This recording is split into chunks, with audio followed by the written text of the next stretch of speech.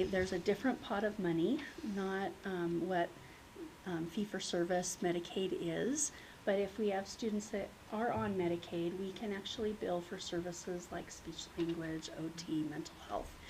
And that pot of money, as more districts participate in the school health services with HCPF, the bigger the pot gets, which is kind of exciting. So we joined it this year. The big push has been to get releases of information so that we can look up to see if a student is in Medicaid. It's a one-time consent form, and we have about 35%, almost 36%, that had returned them when I was like a couple weeks ago. I think we've had a few more returned. So we're continuing to ask families just to sign that consent. It's a one-time consent. If they say no, we will ask them every year to see if, I think some of it is just it's been new and figuring out what it is, but it provides the district with additional resources that then we can pay different, we could pay staff salaries, we could buy, like we're in need of a new vision screener, it's called a SPOT, they run about $6,000, you know, things like that.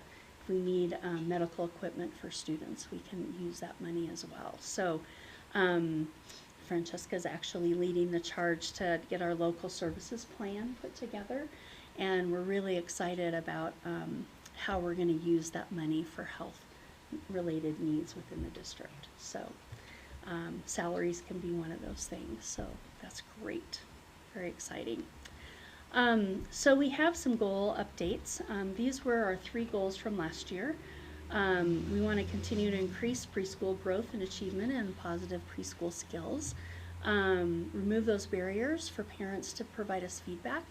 We did send out the parent surveys that the Colorado Department of Education provides us, and last year we had 0 returned. So we are going to work on that because we need parent feedback to improve our programs and get their perspective of how we're doing. So that's really valuable to us. And then of course we want to continue to increase those graduation rates, especially for our students on IEPs. So like I said, Friday we're going to meet again and update these goals and review our data. So very excited about that.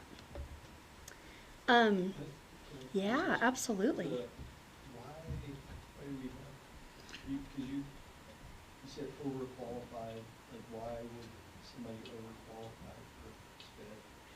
So I think I think a lot of heart goes, a lot of our teachers have a lot of heart and want to do the best for kids and may not be as strict on the criteria for eligibility as we may need to be. And sometimes those are hard conversations to have with families. But what's really nice is we are increasing our MTSS process and our response to intervention. So we also have interventions that we can do outside of special education. So I think also I think there's been a barrier in we have to do a full reevaluation every time that we exit a student.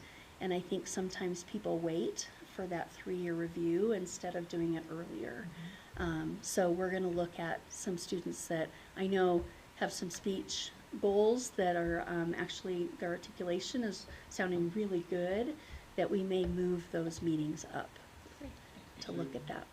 So would you say, like, for a child who comes into special education, y'all would set very concrete goals, and once those goals are met, then that child would graduate out of it? They could, yes, if they meet that criteria. We're really looking at that educational and academic impact on their ability to access general education. So I think we're still diving into some of that as somebody that's new to the district, but I'm starting to see some trends that we'll continue to address. So and great what's question. Best practice in evaluating that student over time? Is it annually? So we do an evaluation every 3 years, and then we meet every year to update goals. Well, 3 years is a long time to go about evaluating to see if the process is working. Exactly. Do you think that is that best practice, or is that just That is what's common Yeah, practice? Nicole, I would Colorado say, law. yeah, and we collect data in between. It's just the Yes. formal reevaluation is what occurs every 3 years. Data is being collected every year. Obviously, performance on goals, other types of assessments that are being administered annually. It's just the full battery of reevaluation that occurs every 3 years, and that's by federal law. So the soonest is that someone would graduate within 3 years. We Um, can do it earlier. I was going to say, Yeah, yeah. we can definitely do that. And So you can that's what we're reevaluate at looking any at. time. just- So Yeah. parents can ask for a reevaluation at any time in between. It has to occur no more longer than, than. yeah, no longer than 3 years. Yeah. And I know you mentioned sometimes rather than, being identified as an IEP student, there'll be interventions instead, and that would be like the dyslexia program that we have, is that Mhm. if that's the primary Yep. issue for a student, Yep. then they can get Exactly. that intervention without going through the process of doing an IEP. for that Correct. student. Is that Correct, right? yeah. Yeah, and we have multiple plans. So we have MTSS plans. So a student doesn't necessarily have to be qualified for special ed to have a plan that would address their unique learning needs. And so there's 504 plans, there's MTSS plans, there's GT plans, there's ELL plans. So there are plans for students based on what are their needs, and so that can be addressed even without special education. So Okay, well, and I know with the emphasis on the intervention that we've put in place this year, I hope that there Exactly. might be a lot of kids who would benefit from the intervention who might not need Mhm. the entire IEP program. Yeah. As long as they Exactly. have that targeted Yes. intervention. agreed. So I really see we've put some really nice things into place that I think are gonna really help us down the road as we continue this process. So, yeah, very excited about that. So, we do a count twice a year, for special students on IEPs. We do our end of year. That is all the students that move in and out of our district that we touch. That's 489 total students.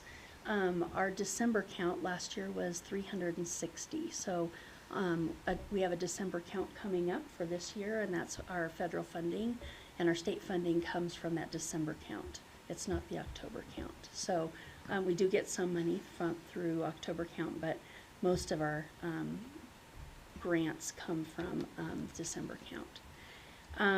Our application for our budget is complete. We are still waiting because of the shutdown of the government on federal allocations. So they have estimated, CDE has estimated, and we have put some salaries and benefits on that federal grant, and then we're waiting for final numbers once things loosen up, hopefully soon.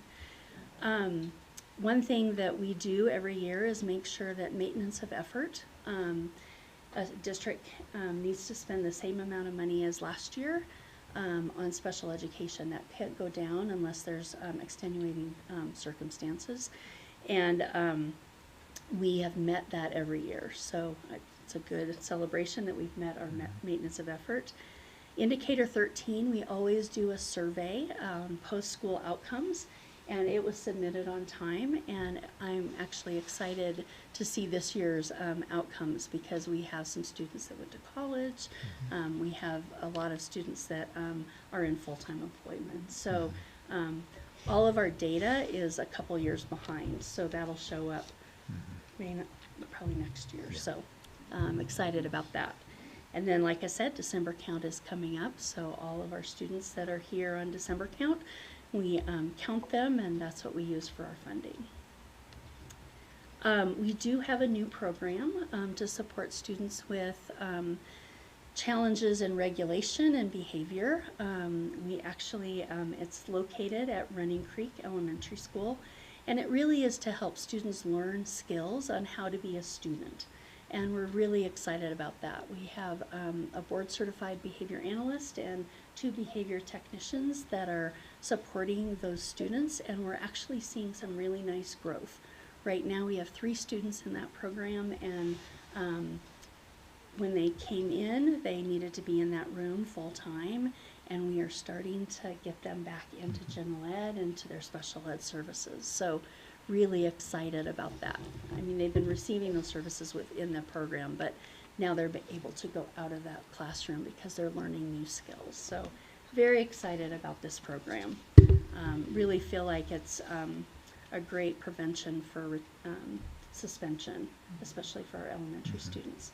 We also have behavior support, BCBA, that will consults other buildings, and this team also is doing professional learning. So really excited about continuing to build our staff skills in supporting students. So I don't want to hijack that. no, Can you're you good. just talk a little bit about happy medium and what that? Yeah, Mhm. so Happy Medium Collaborative, it actually is, there are 3 stages in that program.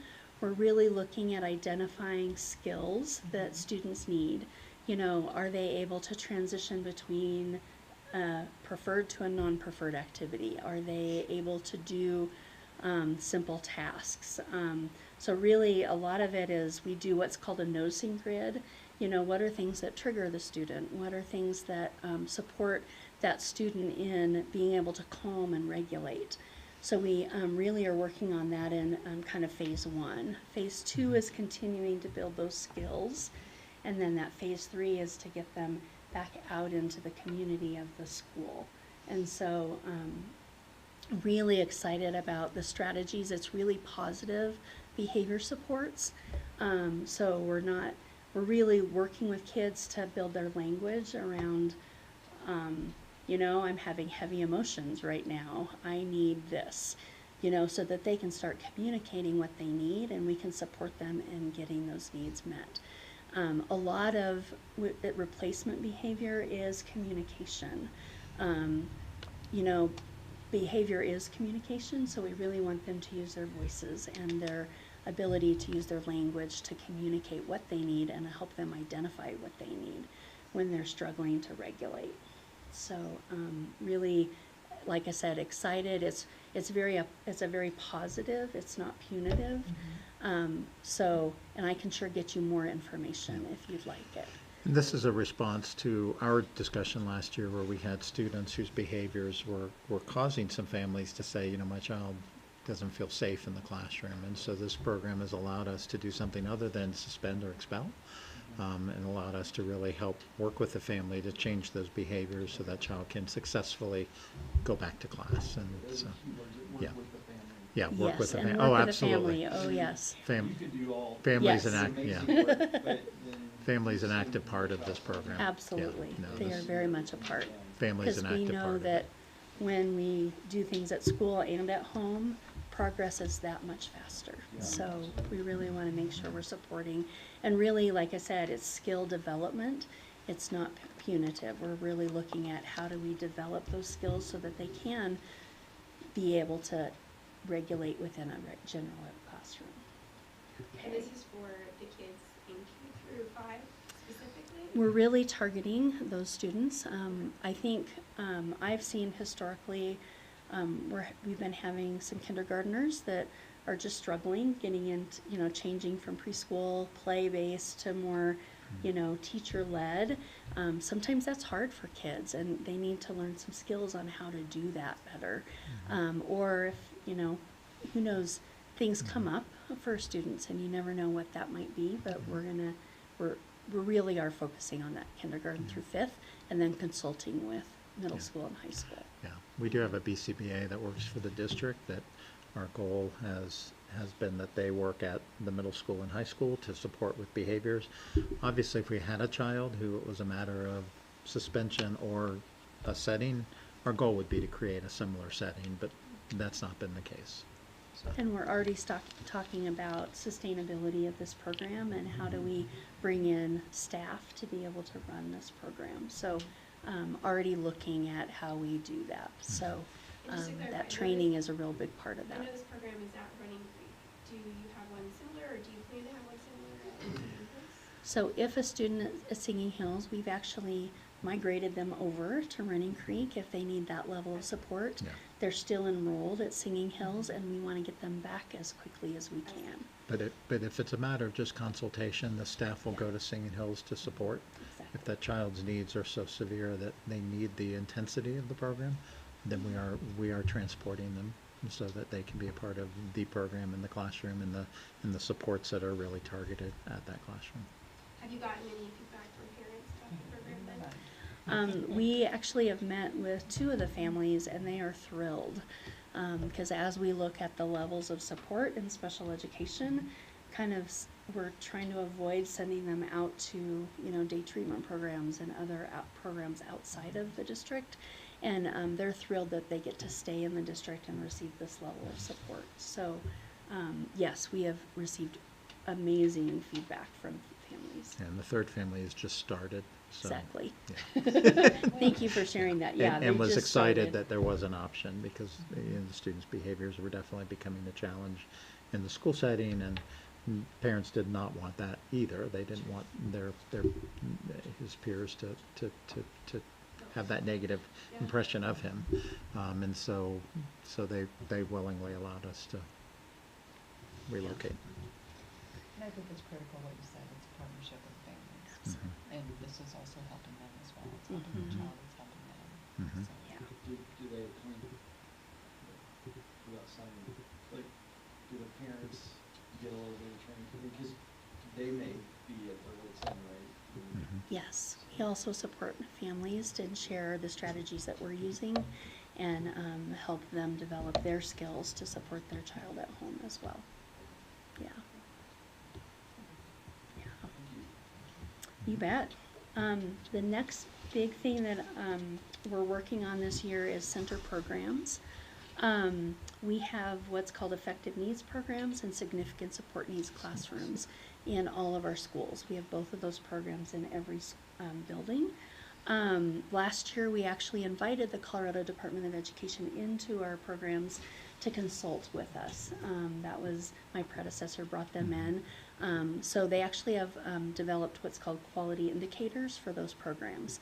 So we started that work and set some goals, and this year we're continuing that work that they started, and I'm supporting staff to go to CDE professional learning to continue that learning, because I think we just kind of touched the tip of the iceberg last year, so we're kind of diving in more this year. My goal, I'm hoping by the end of the year we can make some shifts in our center-based programs and really clearly define the students that need to be in those programs and those that don't. Entrance and exit criteria, because just like the Happy Medium Collaborative, we want kids to be in those programs, gain the skills, and then be exited from that intense level of support. And then also define how we use our para-educators to support our students. So, I have support to support. It's really about support. It is about support. Yes, it is. Big deal. So, and really looking at independence, continuing to build independence in students so that they can be without an adult being there, right there with them to prompt them through their day. Because guess what? When they graduate, they're not going to have an adult to go with them on their job site. So we want them to be able to be independent, and that starts early on. It starts in elementary school on all the way up. So really working on how do we continue to build those independent skills so that they can do them on their own. So. We have engineers show up, engineering, who just graduated engineering students, they show up with their parents to their interview. Mhm. Ooh. Yeah. Yeah. Not done. Yeah, I was gonna say. I was going to say, I worked at CU for a while, and parents would call about their children's exams that they didn't do well on. So. That's your genius. The other thing that we've really been focusing on, we extended our paraeducators calendar this year so that they could be a part of all of our professional development days, and additional time at the beginning of the year so we could get ready for students and get materials and classrooms all set up. So as part of that professional learning, they did some training on Vector, which is an online platform, on how to be a paraeducator and how to work with behavior challenges and how to work on communication. And so we had a set number that they had to do, and then they got to pick like 3 that they wanted to do. We also did an in-service on October 20th, and we're going to continue that January 5th, March 23rd. I did a survey of the paraeducators to see what they felt like they needed, and we're tailoring the professional learning to their needs, because they are with our students a lot of the day. And so we want to make sure that they're as highly skilled as they can be. So very exciting. A program that we talked about for our students on the autism spectrum is what's called Unstuck and on Target.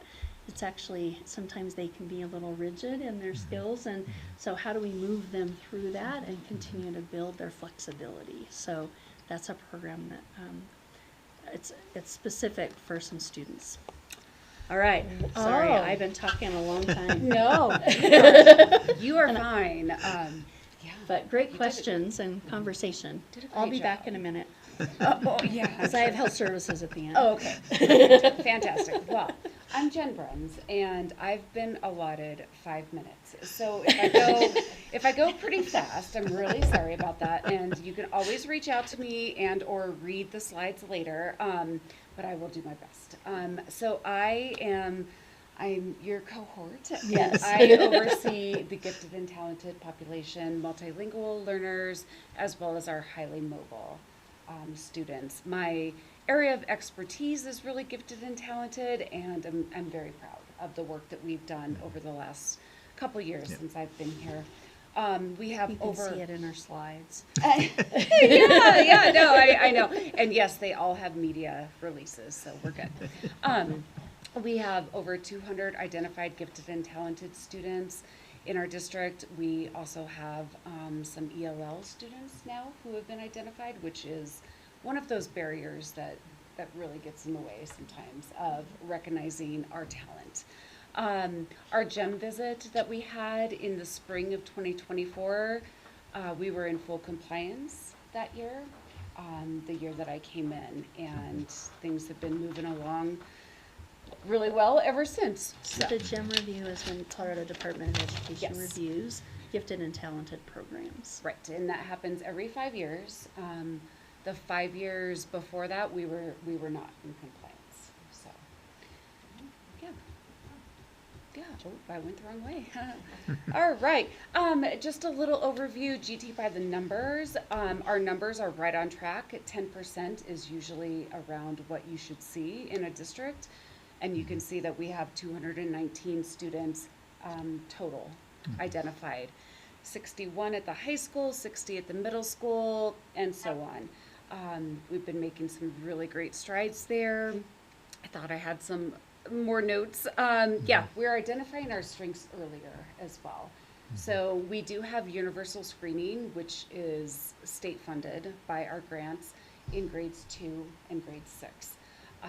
Some things that have been maybe overlooked in the past. We've had students on what we call talent pool, so not fully identified for many years. We've worked really hard to collect the data to make more solid decisions on their identification. So it's sort of some sort of assessment that they. yes. Is that brought forward by, I think they need to take this test, or how does that start? So universal screening will happen in grades 2 and grade 6. Some districts will do grades 3 and grades 5, just kind of depends. And those are the things that's a cognitive abilities test. So cognitive abilities test is something it's just going to think, it's going to show you if they are a nonverbal type of thinker, outside of the box type of thinker. Your achievement tests are the things like your iReady scores, your MAP scores, your CMAS scores, which means something for sure. But and then there's teacher rating scales, and then there's things like just outside work that they've done. Maybe they won the National Spelling Bee, things like that can all contribute to that body of evidence when we're identifying kids. So, yeah. So obviously we have our grants and reports that are done every year, our CPP, our program plan, our UIP addendum, and our paperwork to make sure that we get the funding from the state, which our 2 big grants are the 3150 and our 3228. One thing I'm particularly proud about is our STEM club. This is an after-school enrichment program led by our teachers. Super engaging, fun. These kids love it. And same with our STEAM camp. We actually, in this last summer, we had our biggest STEAM camp yet with over 60 kids. I know that most of these are media approved because on the far right there, that's like all of my own kids that came to the camp. Just really great experiences for these kids. We did the iFly, museum. We did the Space Center. And that space station. Yes. That's kind of cool. Yeah, it really was cool. Things that they're gonna remember and I'll remember Yes. for the rest of my life. So, one thing that we've started this year that I'm really proud about is professional learning series for teachers. So this is an after-school opt-in type of opportunity where they can earn a point for 3 hours of doing these different classes, and we've already done 3. We've done GT 101, we've done Depth and Complexity Series 1 and 2. In the spring, I'm going to be doing 2E, which is twice exceptional, so learning a little bit more about those learners. The high school, my liaison at the high school is awesome, and she's also offered some great things for the high school, and we'll continue to do that as well. High school sometimes gets overlooked when it comes to specific GT type of things. So pretty proud of that. Discovery days, these are, the kids look forward to them. These are super popular. We went to Chatfield Farms this fall. We did a whole STEM challenge within the corn maze, which I did get lost. It is a thing. Yes. Yes. I mean, we've done, the STEM day at Coors Field. All of this is just one of those things that just really keeps those like-minded learners together, just for a little while, right? It's beautiful, so I'm proud of that.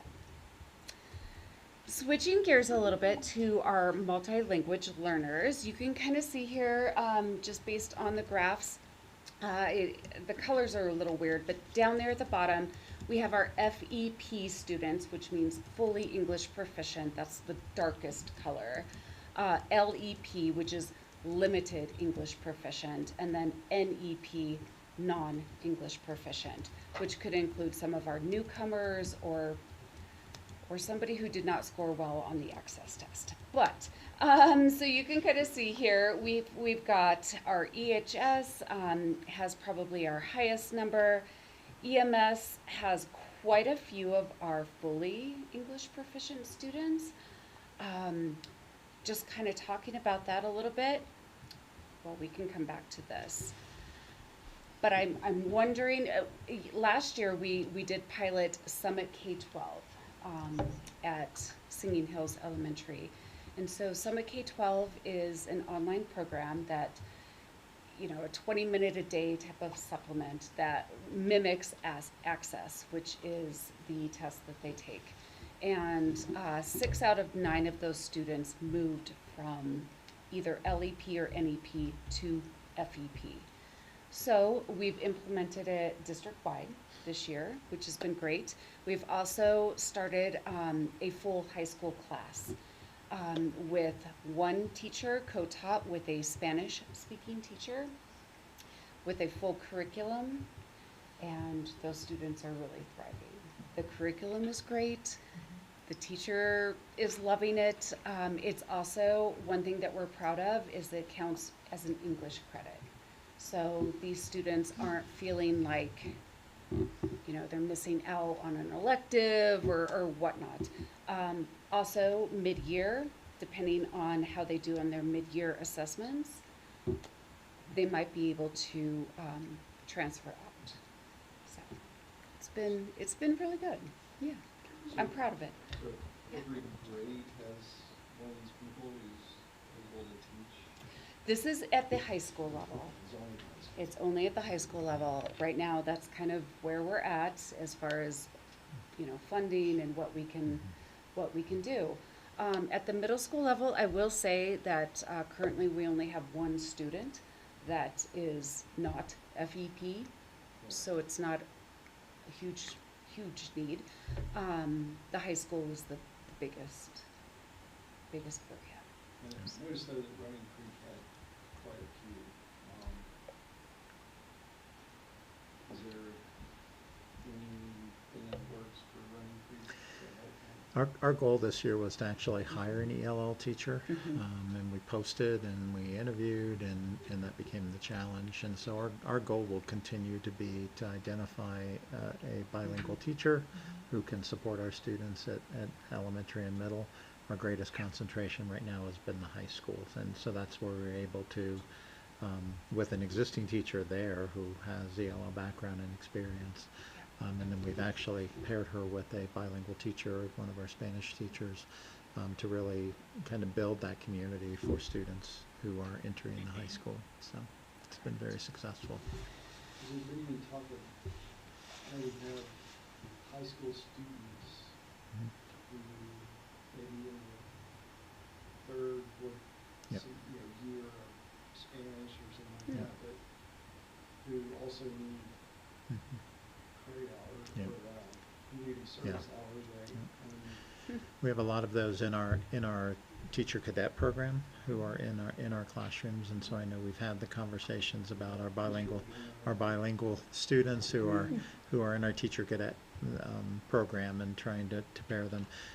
At the younger grades, students quickly develop English language because it's an immersion situation. They're in a classroom. They're hearing English. There's a lot of supports, and so certainly research shows the earlier the child engages in learning language, the more they're absorbing, the more they're actually developing their English language skills. High school students are where we've had the challenge as a student who has not been engaged in English, and now they're 16, 17, 18 years old. That's been the greater challenge, and why we made that our priority as far as a first step. But we still want to do more. The funding for ELL is very limited, and so everything we've done has been committing district funds, which we've been trying to be very careful and make sure we target where we're going to get the greatest benefit from. Yeah. I like to use my children at home to do work. So. Yeah. No, I think that's a great idea, and we've engaged high school students in the past for initiatives like this. That's definitely something that we can explore, but I think he's right in the fact that the younger they are, the more they're exposed, the quicker it picks up, versus some of our 17-year-olds. Your graph, I do know when we met to Running Creek, one of the teachers said she had a girl who sits in the class and just sits, she's very quiet, very attentive, but has no idea what's going on. Yeah. Well, it was just shared with me that today we had 3 high schoolers begin to do some translation at RCE for our bilingual students. So Beautiful. just found that out. Just in. And I am very aware of the 2 students, the one at the middle school and the one at RCE, who are newcomers. That there's some struggle there. Yeah. And there's only so much that a program that you can do 20 minutes a day is going to do when you don't have a full-time staff member. For sure. We do have bilingual staff at both schools now, which is helpful. So we have bilingual staff that can support that teacher in doing some translation as needed. Obviously, they're not there all day, but they certainly have that accessibility now. Is there any kind of technology, any translation technology? We We're actually- using pens. Yeah, We're we- using translation pens. Yeah. So the girl at Running Creek, I've seen her use a pen. So she runs the pen over the words, and then she has an earpiece, And and translates it into her native translates it for language. her. Yeah. So, it's amazing. It's yes, amazing. technology is definitely something to It's use. far beyond what. question though, the graph doesn't, and we're all kind of talking around it, and the graph doesn't specifically say, but are the majority of these students Spanish speaking, or do these speak other languages? The majority are Spanish speaking. We have 2 Russian and then 1 Chinese Mandarin. Okay. So, Great question. yeah, no, absolutely. That's where that time can but yeah, because Yeah. you can change language. So it yeah. can change the language. Yeah. So this okay, yeah, we can go back to the funding if you'd like, but I mean, everything for MLL students is usually through Title III funds, which is a federally mandated program, but access testing, we've got that all in the back. All Happens in right. January. That's in January. That starts in January. Now moving on. And the Yep. next one is about multicultural night. So this was a first for our district.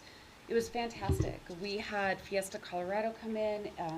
It was right before Halloween or the Day of the Dead, and they did a big presentation.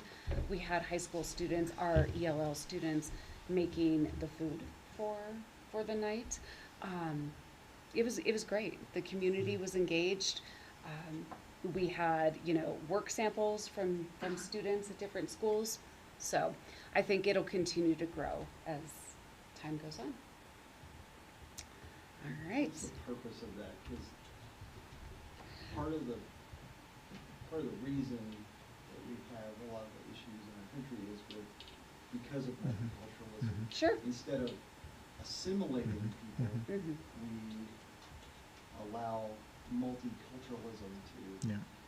I think it was an opportunity, Dave, to really allow those families to share their culture. We all have our culture from where our ancestors go back, and so it was really a chance to engage families in sharing their culture with others. It was by no means intended to be let's do this year round. It was an evening to really allow families to come together and share their culture. And honestly, it didn't just need to be ELL families. That we put the invite out far and wide, and anyone was invited to come. I think we ended up with a lot of our ELL families, but just we all have a heritage, and so to recognize that heritage, I don't think takes us down that road. Absolutely. Yeah. Is almost synonymous with tribalism. Yeah. Yeah. Oh, it can be, absolutely, yeah. I understand, and, the funding, there's a whole section of that funding about family engagement and Yeah. community engagement, Yeah. so that's kind of what we're doing. To some degree, it's getting the families into the door, because Mhm. sometimes these Yes. families don't feel comfortable, they don't feel like they can connect, and so this is a great opportunity to give them something that's enjoyable, something they're comfortable with, Yes. a chance for them to share, and then to build that relationship with school administration so that they feel like, oh, I can actually come back, and And so feel it's really safe. that opportunity to get them engaged in the school. So many of our families who may not speak English really struggle with, can I come to school? Can I communicate? And so I think that evening gives them that positive experience to hopefully open the door, so that we keep Fiesta those families Colorado coming. implies Spanish, Mhm. but were other cultures celebrated Yeah. at the event? Well, being that, we have the two Russian families and the one Chinese and Mandarin, our performer was Fiesta Colorado. But yes, we did have actual giveaways for Russian families and Chinese families. So that family engagement piece, we're able to provide some materials for take home, right? So to work with, your child on learning English and that kind of thing, and we did have all of that All available. Yeah. different cultures. Yeah. Yep. And my last piece is about our unstable type of students who are either unaccompanied minors, yes, in the high school, or are facing homelessness. And so we have some of those families in our district that we make sure that we have them immediately enrolled, they have support, basic needs, and we partner with different community members to make sure that they have the housing, facilities, and food that they need. So, Try to remove those barriers yes. for students who are in some cases it's families who are homeless. Yes. We actually have, Living in you'd be their car. surprised. Living in a car or sometimes living, in the trailer park type of situation and need, I grew up in Trailer Park. need the Yeah. heating, help and that kind of thing. So. Or they could be couch surfing. And we have They could 4 high be- schoolers who are currently in that situation. So. Yeah. unaccompanied Are any of youth. the folks who participate in this new to our county? Or are they folks who are? kind of No, established? they've been, I don't think any of the families are new. So. I wanted to ask that, just a follow-up question, when you were talking about gifted and talented, and you mentioned that the high school sometimes gets overlooked when it comes to just kind of the programs at the high school. Sure. I just wanted to ask, do you have plans to create opportunities? It would seem to me that high school would actually be a really great time to create Absolutely. really good opportunities. So I'm guessing a lot of these gifted and talented kids would like to build something or do something that's going to help them stand out on college applications. So just, do you have plans or visions for what we can do to make that high school experience for gifted and talented kids better? Absolutely. On top of our discovery days that are just focused directly for high school students, we do legislative day where we go down to the Colorado State Capitol and meet with all the with everybody, right? And they come with whatever issues that they want to present to the legislative board. So that's one opportunity. We've done on December 1st, we're going to be taking them to the Tattered Cover in downtown Denver, just to explore the bookshop and just do a whole exploration thing for some of those kids who are more literacy based. Yeah, and we definitely are looking into more of the college visits. That's what we're trying to schedule. I know there was something that was happening at CU for future kids who are interested in going into law, for instance, that we were going to take them to that one year. So lots of different, just career exploration is really where we're going. We've been to CSU, no, it's not CSU Denver.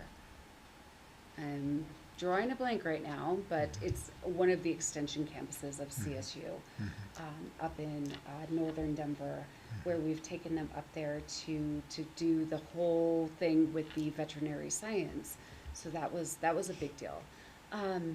So yeah. And I think too, in high school for gifted and talented, you're really looking at, what are their areas of strength?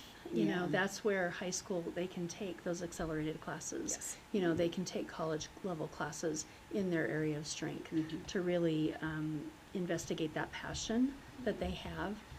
That's where we tend to see that expansion for high school. Concurrent enrollment as Concurrent well. enrollment, Yes. yeah. Yes. Yeah, I just wonder, and Dan, I don't know if you've done this at other high schools, but like when you have kids coming in as a freshman, especially already identified as gifted and talented, Sure. like getting them like onto a track where they're able to create something or do something with that talent that helps them like distinguish themselves on college applications over that 4 years. And that's really what their advanced learning plan. So a gifted and talented student has an advanced learning plan that's revisited every year, and that's a great opportunity where students are identifying their passion and then working with counselors to think about what is their 4 years going to look like. How can we make sure that 4 years is what they need to actually meet their desires and their passions. And so yeah, I think at the high school it's far more than just gifted staff. It's taking advantage of career and technical education, Pickens, ACC classes, and really find just because they're gifted doesn't mean every gifted student wants the same thing. So that advanced learning plan is really a critical part that Jen's done a lot of work with our staff and really understanding that's an individualized plan. It's not just a cookie cutter.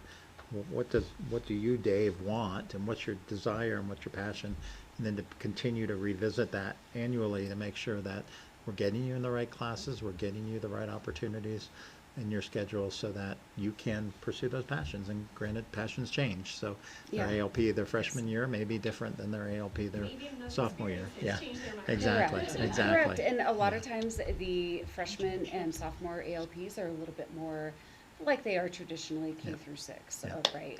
A little bit more academic based, whereas we start moving more into that career focus.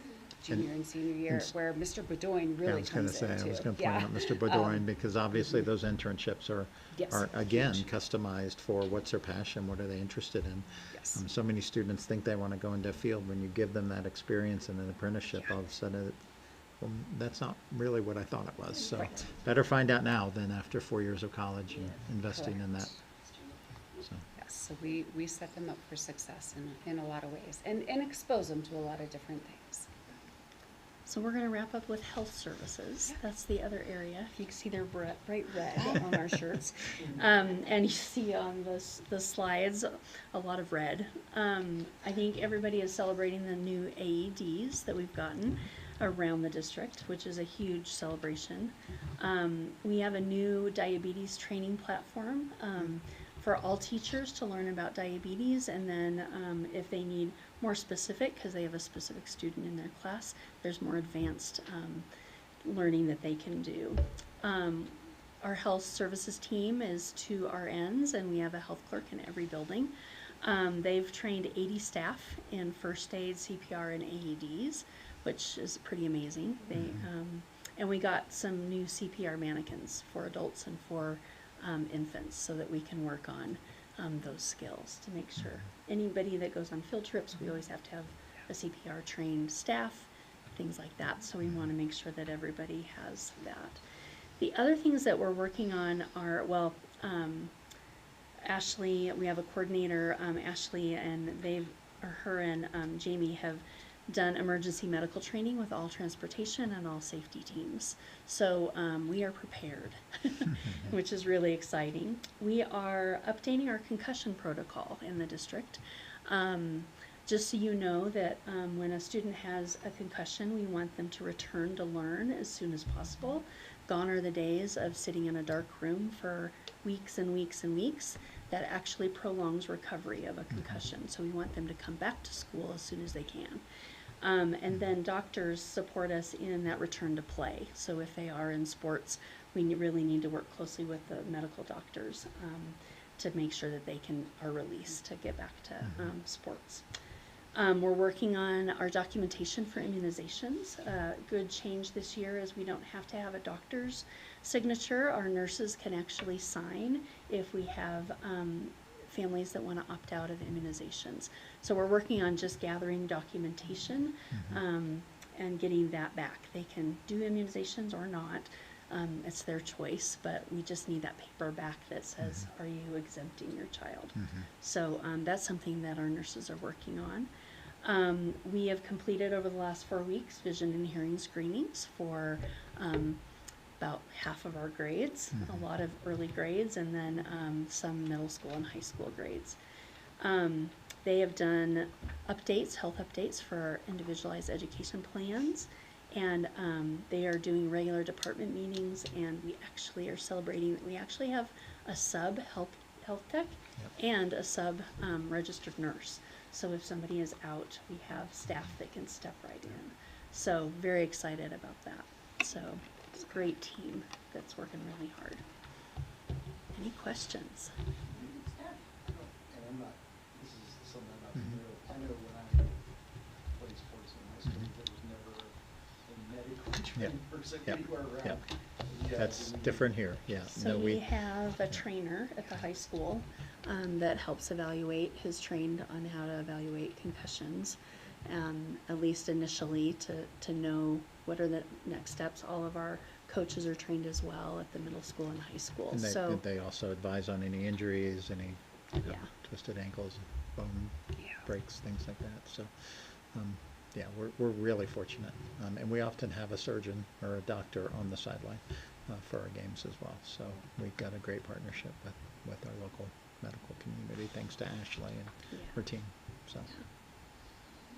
okay, thank you very much.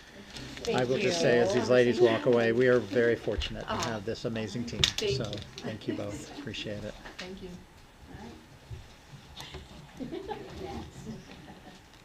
Lots of good stuff there. Okay, next up, I'd like to welcome our interim principal, Patricia Kaiser. She's here to provide us with an update on singing hits. Are you going to connect through the Apple TV? Or? She's having me do it. Oh, you're doing Yeah, it. Okay. we All right. switched. No worries. All right. Great. Throwing me off. I saw the Mac. I thought you could connect if Yeah. you want to. So. But not all this man.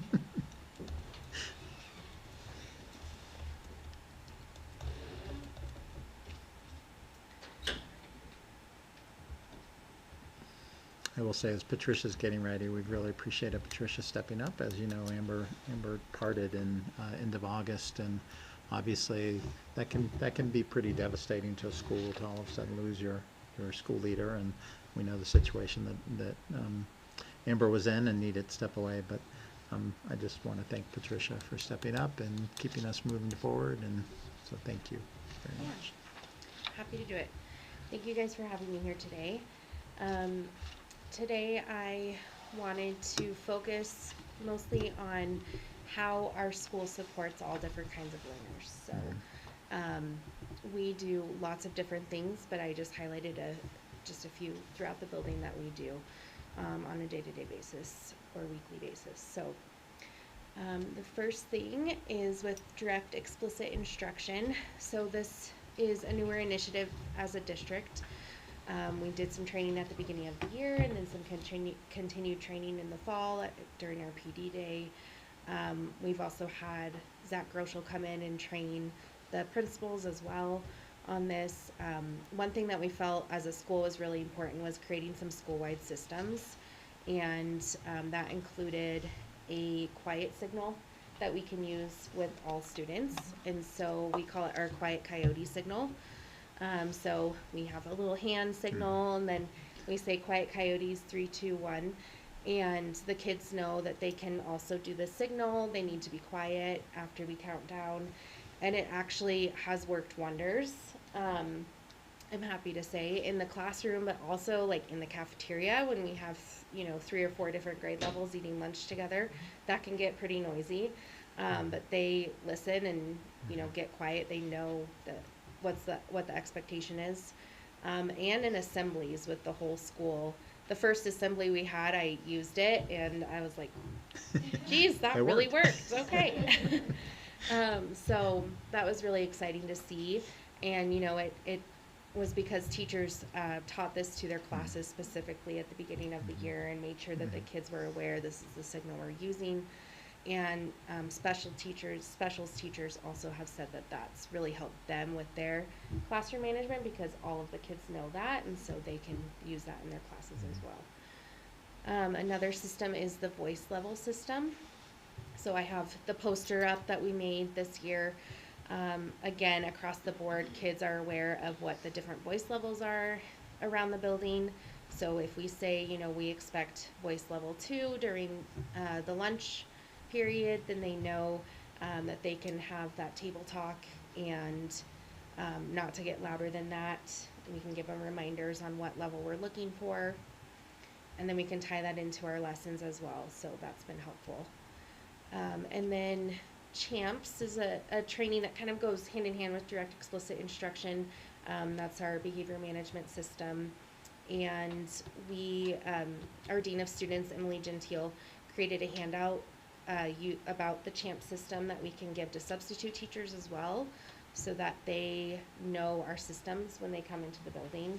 And just in case you don't know what CHAMP stands for, the C, so we use this in our lessons. So the C stands for conversation. So talking to the kids about what is the conversation looking like during the lesson. Are we having 0 silent where it's independent work, or are you whispering or having table talk during the assignment? The H stands for help. So like, how do you ask for help? Are you going to raise your hand? Do we have some other system in place? The A stands for activity. So the learning objective or task that you're working on. M stands for movement. So are we moving around during this? Are you able to get out of your seat and go work somewhere else, or are we staying in our seats? Participation is the next one. So that is, what does responsible engagement look like? How are you participating in the assignment? And then S is success. So the goal of meeting expectations and achieving learning success. So what does success look like at the end of this assignment or lesson? So our teachers are using that, and again, it's just a common language that we can use across the building and with our substitute teachers, so that the kids know the expectation for each assignment. So that's been really helpful, and I've received a lot of positive feedback from our teachers. And then just going along with that, some individual like classroom systems or techniques that teachers are really picking up and using consistently. Cold calling on students, so not having them raise their hands, but making sure that because when kids raise their hand, you're constantly calling on the same kids. So we want to make sure we're reaching all of the students in the room. Choral response, when teachers are teaching, their simmer lessons, their phonics lessons, they can say the sound and then have the class like do a snap or point at them, and then they can all say it back.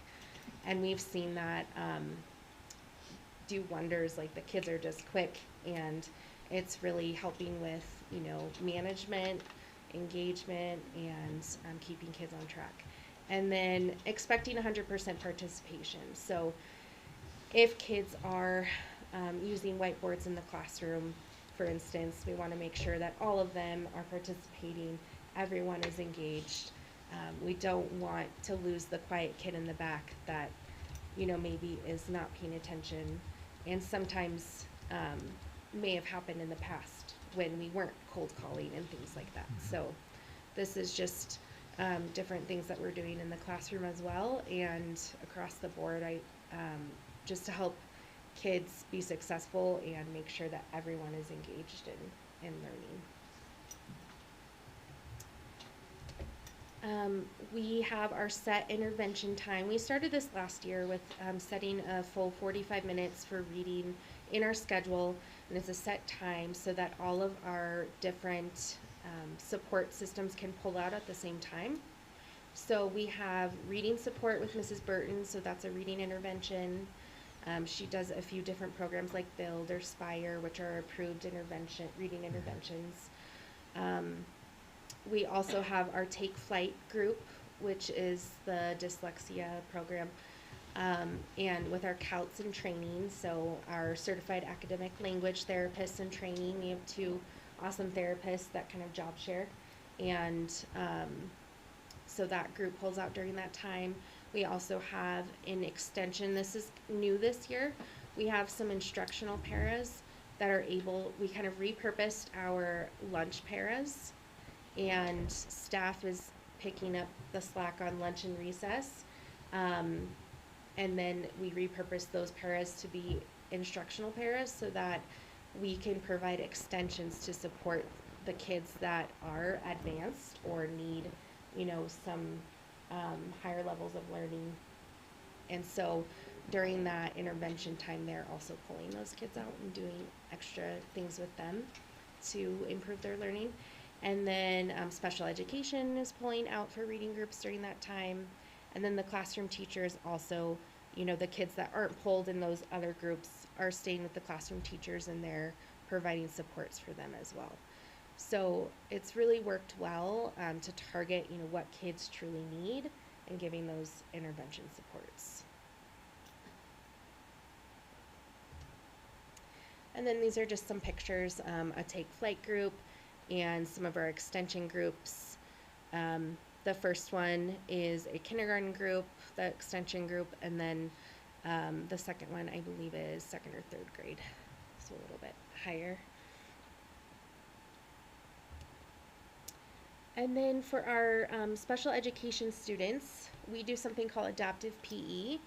And so every week, every Tuesday morning, the PE teacher plans different activities for the special education students that are modified for their needs. Just gives them an opportunity to go and practice skills without their grade level peers. And they get more support. We have paras in there. We also have 5th grade helpers. So we, choose some responsible 5th graders that are wanting to go in there and help support these kids, some of the younger kids. And they get to do different activities. So that first picture, they had balloons, and they were practicing, their hits like they would for volleyball, but they had balloons instead. And then the second picture is just a group picture, but they also use, scooters and things like that. It gives them a chance to have an extra, safe physical activity as well. And they also get their PE class with their general education classroom, but this just gives them that extra opportunity to meet their needs for kids with disabilities and have, that accessible feature to benefit them. We also have some hallway supports. Our paras are great. They've put together some things for our significant support needs kiddos, our SSN kids, in the hallway. And so I have some examples there, and they help support their pre-writing skills, but they have the shapes with the arrows so kids can, trace those. That helps with their pre-writing skills. They have the handprints so they can cross the midline and touch the different colors, work on colors, shapes, and also like sizes, vocabulary. There's a size sort with the bears, and then learning the stop and go. And so those are helping build individual skills for those students as well around the building.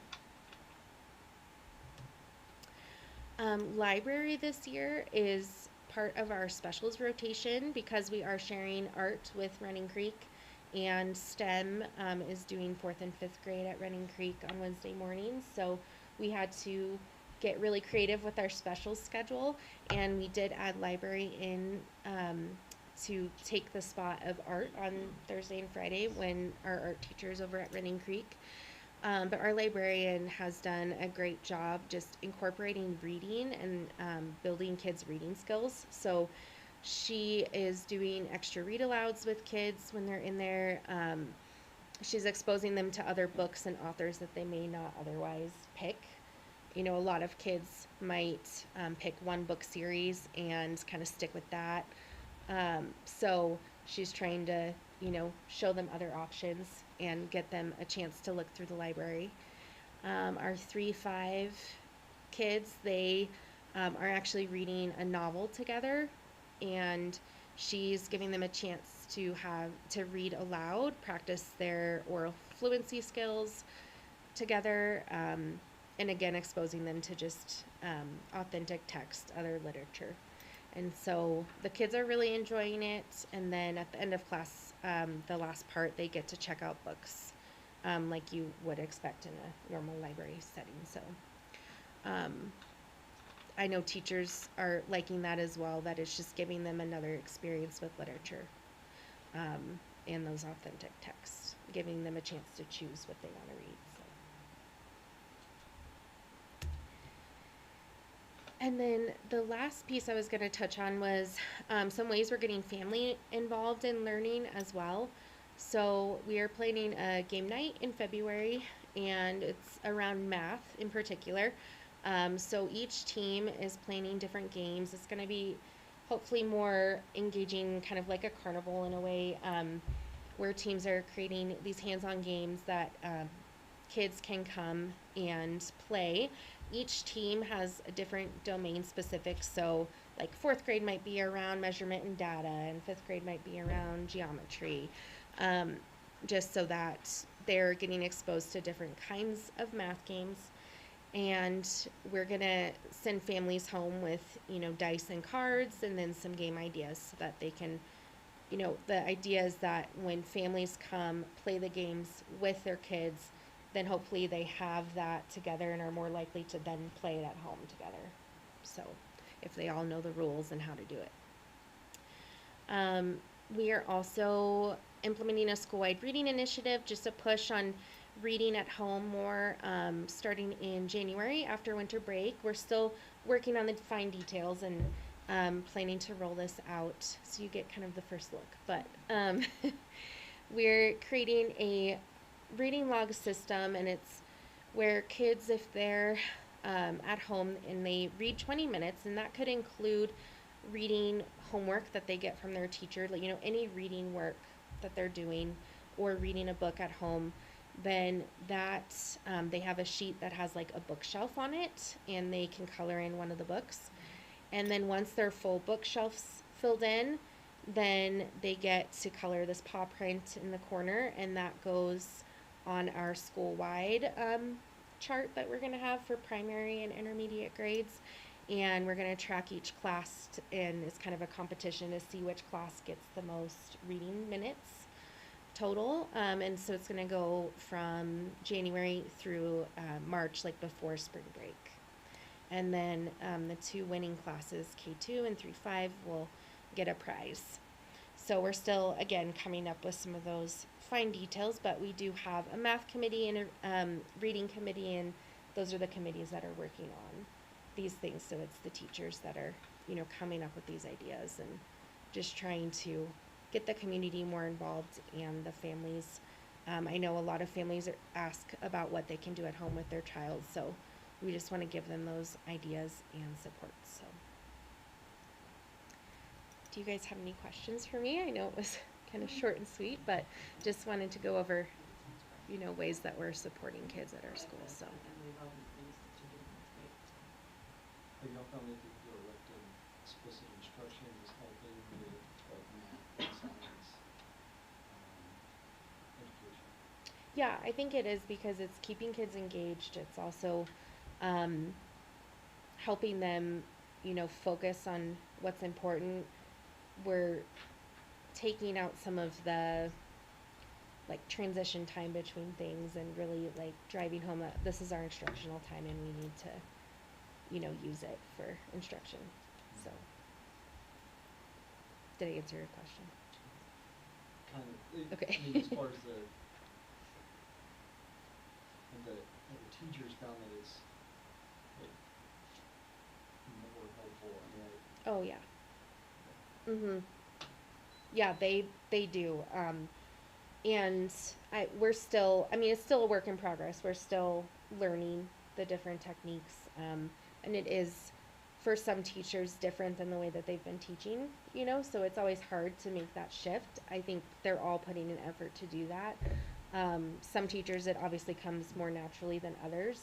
I know in January 5th, we're going to be doing more work. There's a training that we're doing where we're going to actually get a lesson plan, and they're going to pick intentional moments in adding that into their lesson plan. So I know that we're still working on that, and we're working, and as leadership team, we're also coaching teachers too on and giving them those steps on what to do next in their lessons to add in more direct explicit instruction. But I have received a lot of positive feedback, and I've also seen better, I guess, just more efficient lessons too.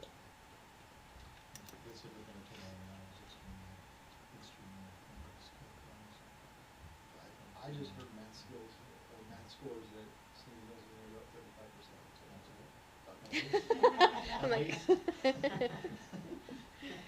no, I do have faith that we're gonna, continue to grow. So, yeah. Yes, more than welcome to come. So. Trigonometry, differential equations. All right. I'm not gonna play with you. I want him on my team. Patricia, thank you so much. Yeah, thank you guys. Thank you. So next up, we have board member reports. Who wants to kick it off?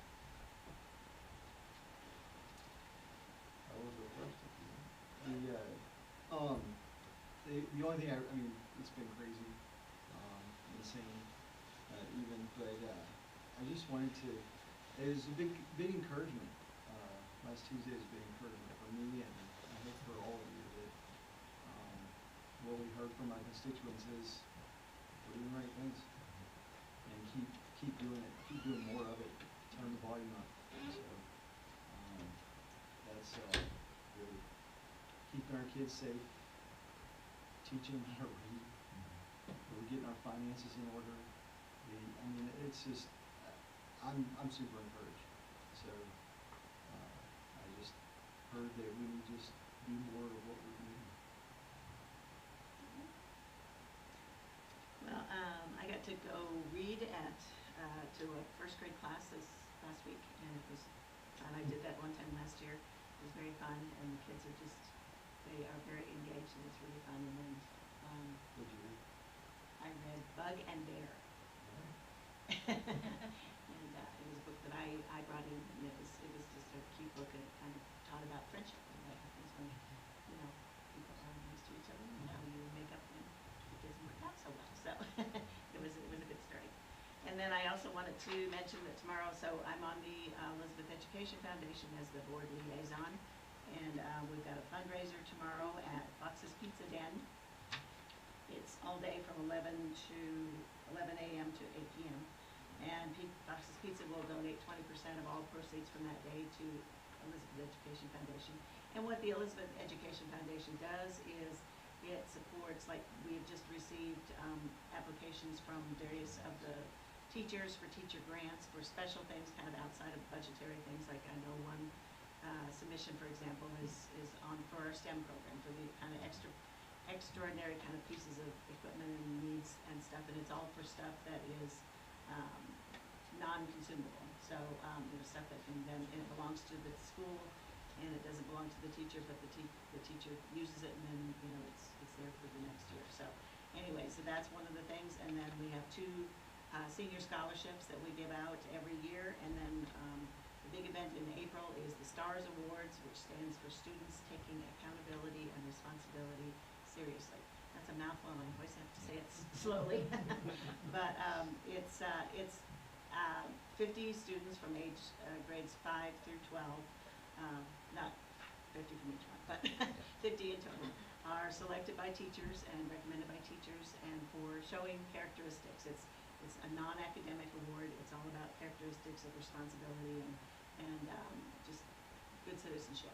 And it's a really exciting night, and it's a big deal. We have a big banquet, and they get these awards. They get a big medal. They get their picture taken, and it's an award they can only get once in their school career here. And we have met students. In fact, we have a couple employed here who were STARS recipients when they were here in school, and they remember it. It's a big deal. It is a big deal, and it's very fun. So anyway, those are the things that we fund through these various fundraisers. So if you have a hankering for pizza or strombolis or wings, and they have good desserts too, and sandwiches, just go to Fox's tomorrow. Where are they at? They're right near Safeway. Okay. In the Safeway strip mall. Yeah. Okay. Yes. Let's try it. All right. Check it out. So, You're the only ones who deliver up to me. oh, there you go. See? So you have no excuse. Tomorrow is pizza. My report, I'm happy to say that I'm looking forward to serving another 4 years here at the Elizabeth School District and ensuring quality education for the families, for the community, because we know it affects everyone. It affects those who have their children enrolled and those who live in this community who want to be a part of a great school district, like we all want to. So I'm grateful for the opportunity to serve for 4 more years. Looking forward to working with you all. And I would say looking ahead, I'm excited. I'm going to be a mystery reader this Thursday. So I haven't picked my book yet, though. So if anyone has any recommendations, I'll have to pick my book out. But yeah, so I'm just grateful for the opportunity to serve alongside all of you. Well, it has been a few crazy months in my life. I had the opportunity to go see the play this weekend, and it was amazing. We have such talent in the high school. I'm so proud. I mean, I just sat there and I just laughed the whole time. It was funny. It was just, there's a lot of comedic talent.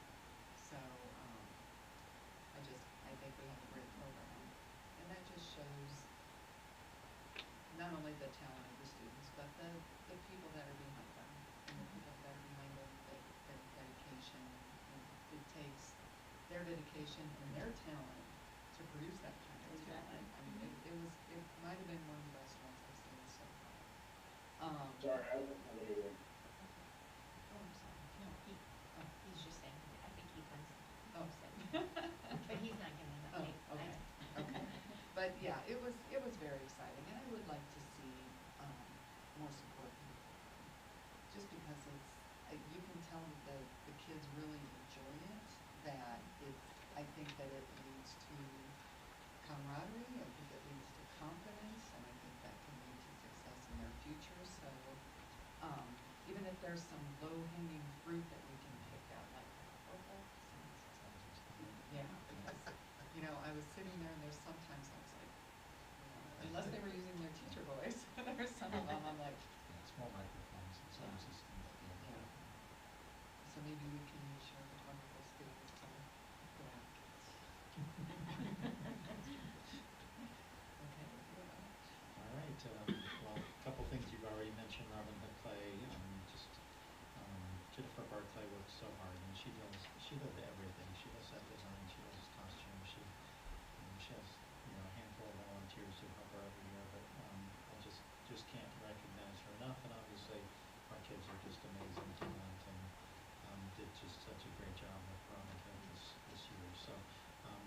Musical is in February, and so watch for that. I don't know what it is yet. I haven't heard for sure what we've chosen.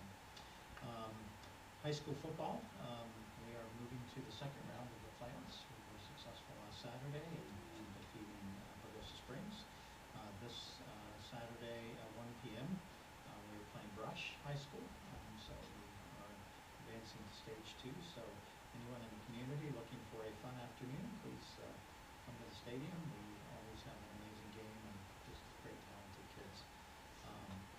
Our high school alternative ed program has their Thanksgiving dinner next Thursday. That's always a great event for our community. Started back when we were at Frontier, and really at that time they were targeting serving seniors in our community. This is now a community one, so you don't have to be a senior to come, but we encourage people to let seniors in their community know, because it's a great chance for them to come out and have that dinner and be celebrated as part of our community. Doors open at 5. Dinner begins at 5:30. There's 25 gift baskets that we're donating by community members to be auctioned off. So it's a great chance to raise some money as well for the alternative education program. Calendar update. We have had 670 responses to our calendar survey. So our DAC will be looking at that this coming week. That's for the 27-28 calendar. It's almost hard to believe we're talking that far ahead, but Yes. we are. We're trying to stay 2 years ahead.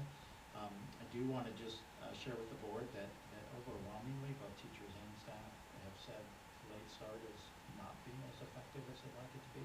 So we will do without that next year as well. So we will be bringing to you a modified calendar for 26-27. It won't change the start and end date, but we will have, instead of those late start days, we will have a teacher work day throughout the year. We already have some, so we don't have to add one for every month, but we will add to the months that we don't have one to make sure that our teachers have that time. We talked about professional development for our staff, and honestly, it's hard to do that after school and before school. So this will give us a day a month that staff can have kind of just-in-time training that they feel like they need to support them in their instruction. And then likewise, just congratulations to Board Member Powell, Fletcher, and Hunt for your victory. Again, I would say the same thing. So stay the course, keep going, keep doing what you're doing, and so just proud to work alongside you. So congratulations. As you were talking, there was a couple things that occurred to me. Wasn't there also, just this past weekend, there was the girls volleyball and gymnastics? We have Didn't they have so many different things. Yeah, I mean, we have so many amazing teams of softball. We sports have stuff. so many teams that are in the playoffs Yeah. and doing postseason play. They're on a Which roll this year. hits our budget because those are games that now we're paying additional for, Yeah. but still our Yeah. kids are amazing. Yeah. And then obviously we should have recognized this during our pledge. This is Veterans Day. Oh, yes. Attended the Running Creek Veterans Celebration today. They did an assembly, recognized every veteran connected family member from RC. It was just a really, really neat event. They really went all out, top to what they've done in the past. Yesterday at Singing Hills, they welcomed families who were had veterans and their families, offered them breakfast with the students and their student ambassadors, and then they did a clap hours when the veterans walked around the building, and the students came out with passion and really recognized their service. And then at the middle school today, there was a lunch for, again, veterans connected to students at the middle school, and hosted up a lunch, and it was just well attended. So again, thank you to our veterans and our community for their service, and we were proud to honor you today. I think people have often said, why don't we have today off?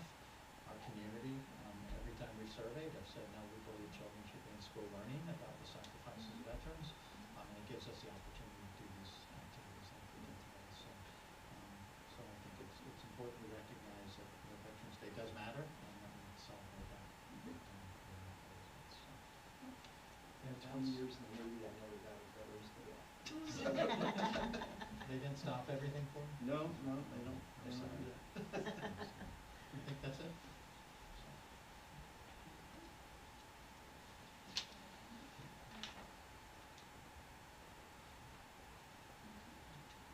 And I just want to, again, state our public comment policy or procedure. So public comment provides the opportunity for any resident of the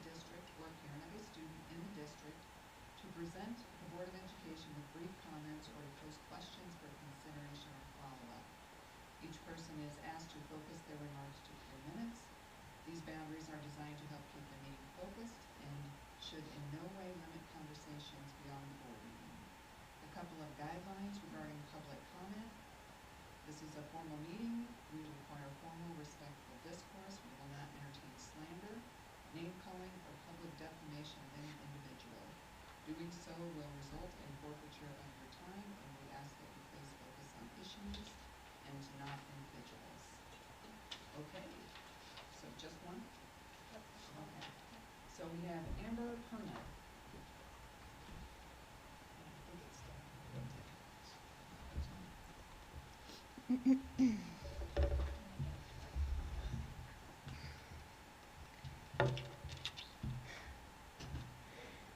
Hello, I'm Amber Perna.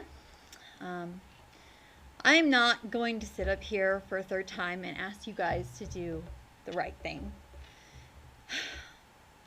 Again. All I want to say is not only does the law support that those are our records as parents, but the community does as well. As a matter of fact, the majority of the people in this room who I have never met before are here to support us. They've shown up here today, people who I've not met, and I thank every one of you guys. I really do. These community members and many more that I know are watching online have taken their time out of their evening to show support for our family. Doing the right thing also means being honest with the 32 other families whose children's private information was shared with us, making sure they are notified and they're protected. And since today is Veterans Day, happy Veterans Day, Mr. Fletcher, I also want to thank, most importantly, my husband, who's a proud U.S. Marine, for his service. Thank you, baby. And I want to remind you that we are fighting for what's right and with that same determination that the Marines bring. My son's records belong to us, his parents.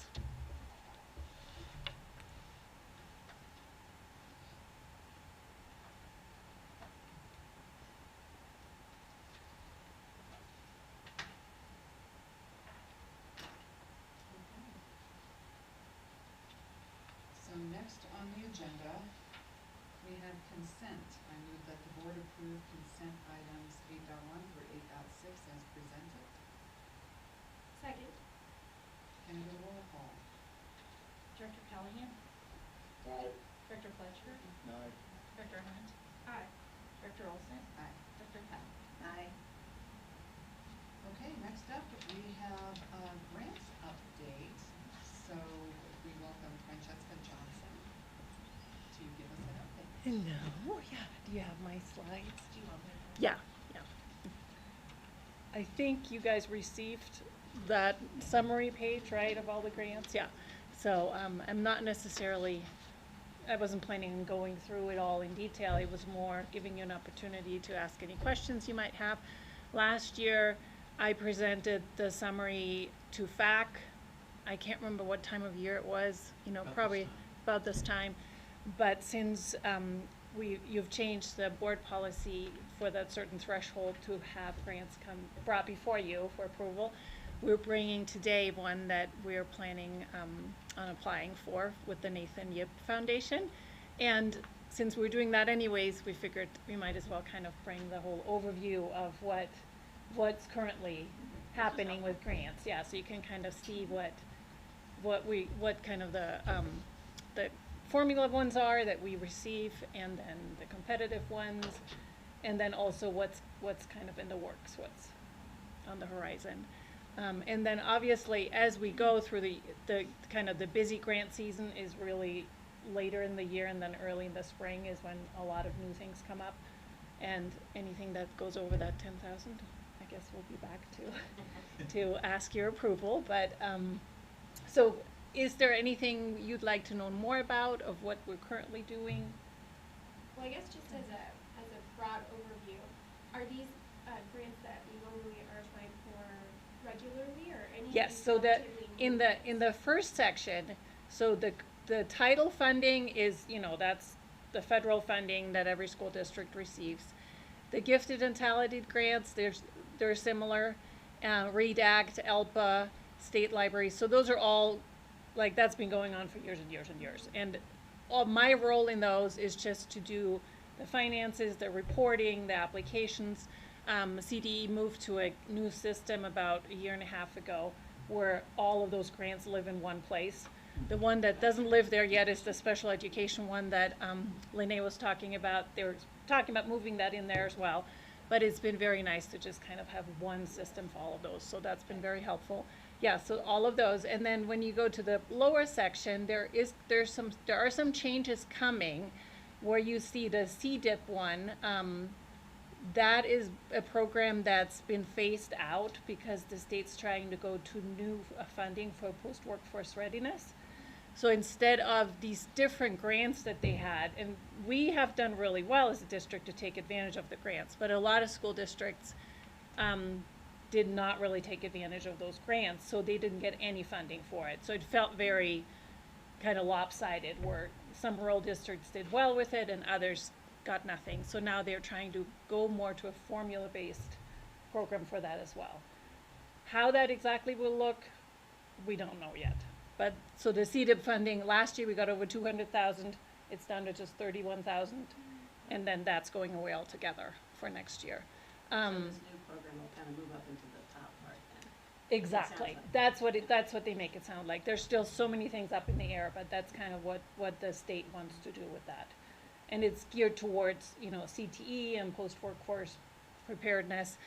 But there are still CTE funding that we have started to take advantage of as a school district, the CTA funding and the Perkins. Perkins was something that our district did many years ago, and then it kind of fell by the wayside. So we're now back. We you know, I'm doing all the reporting so that we qualify, and so it's all that's, we can take advantage of that again. In fact, that amount will go towards starting the welding program in our high school. So that's going to be nice to get that going.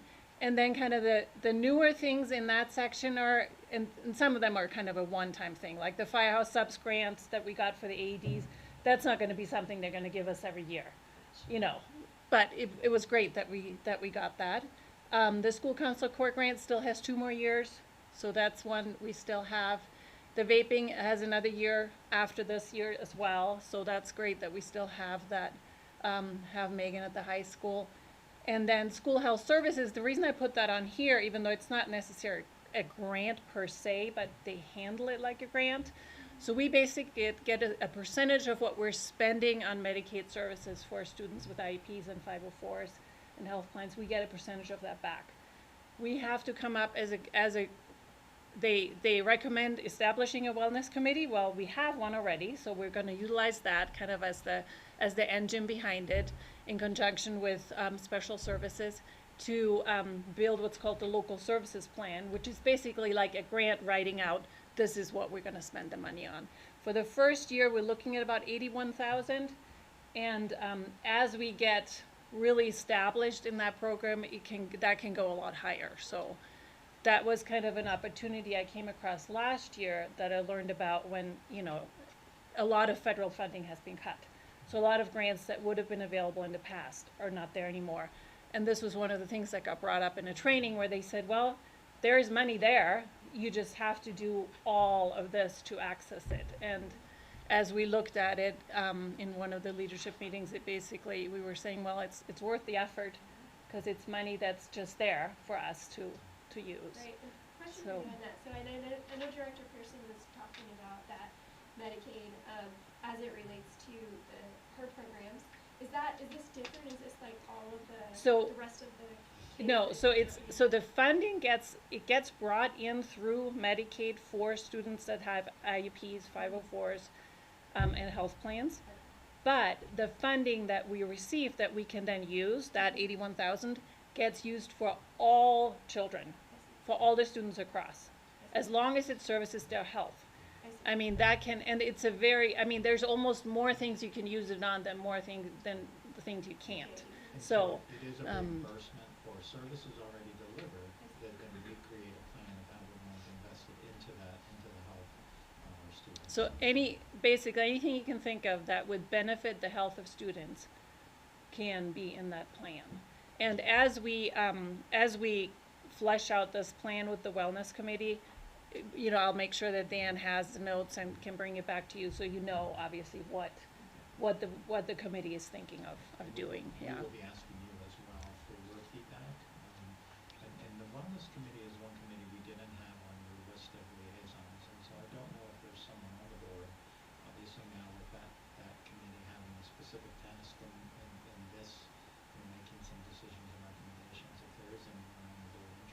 it's a quarterly meeting.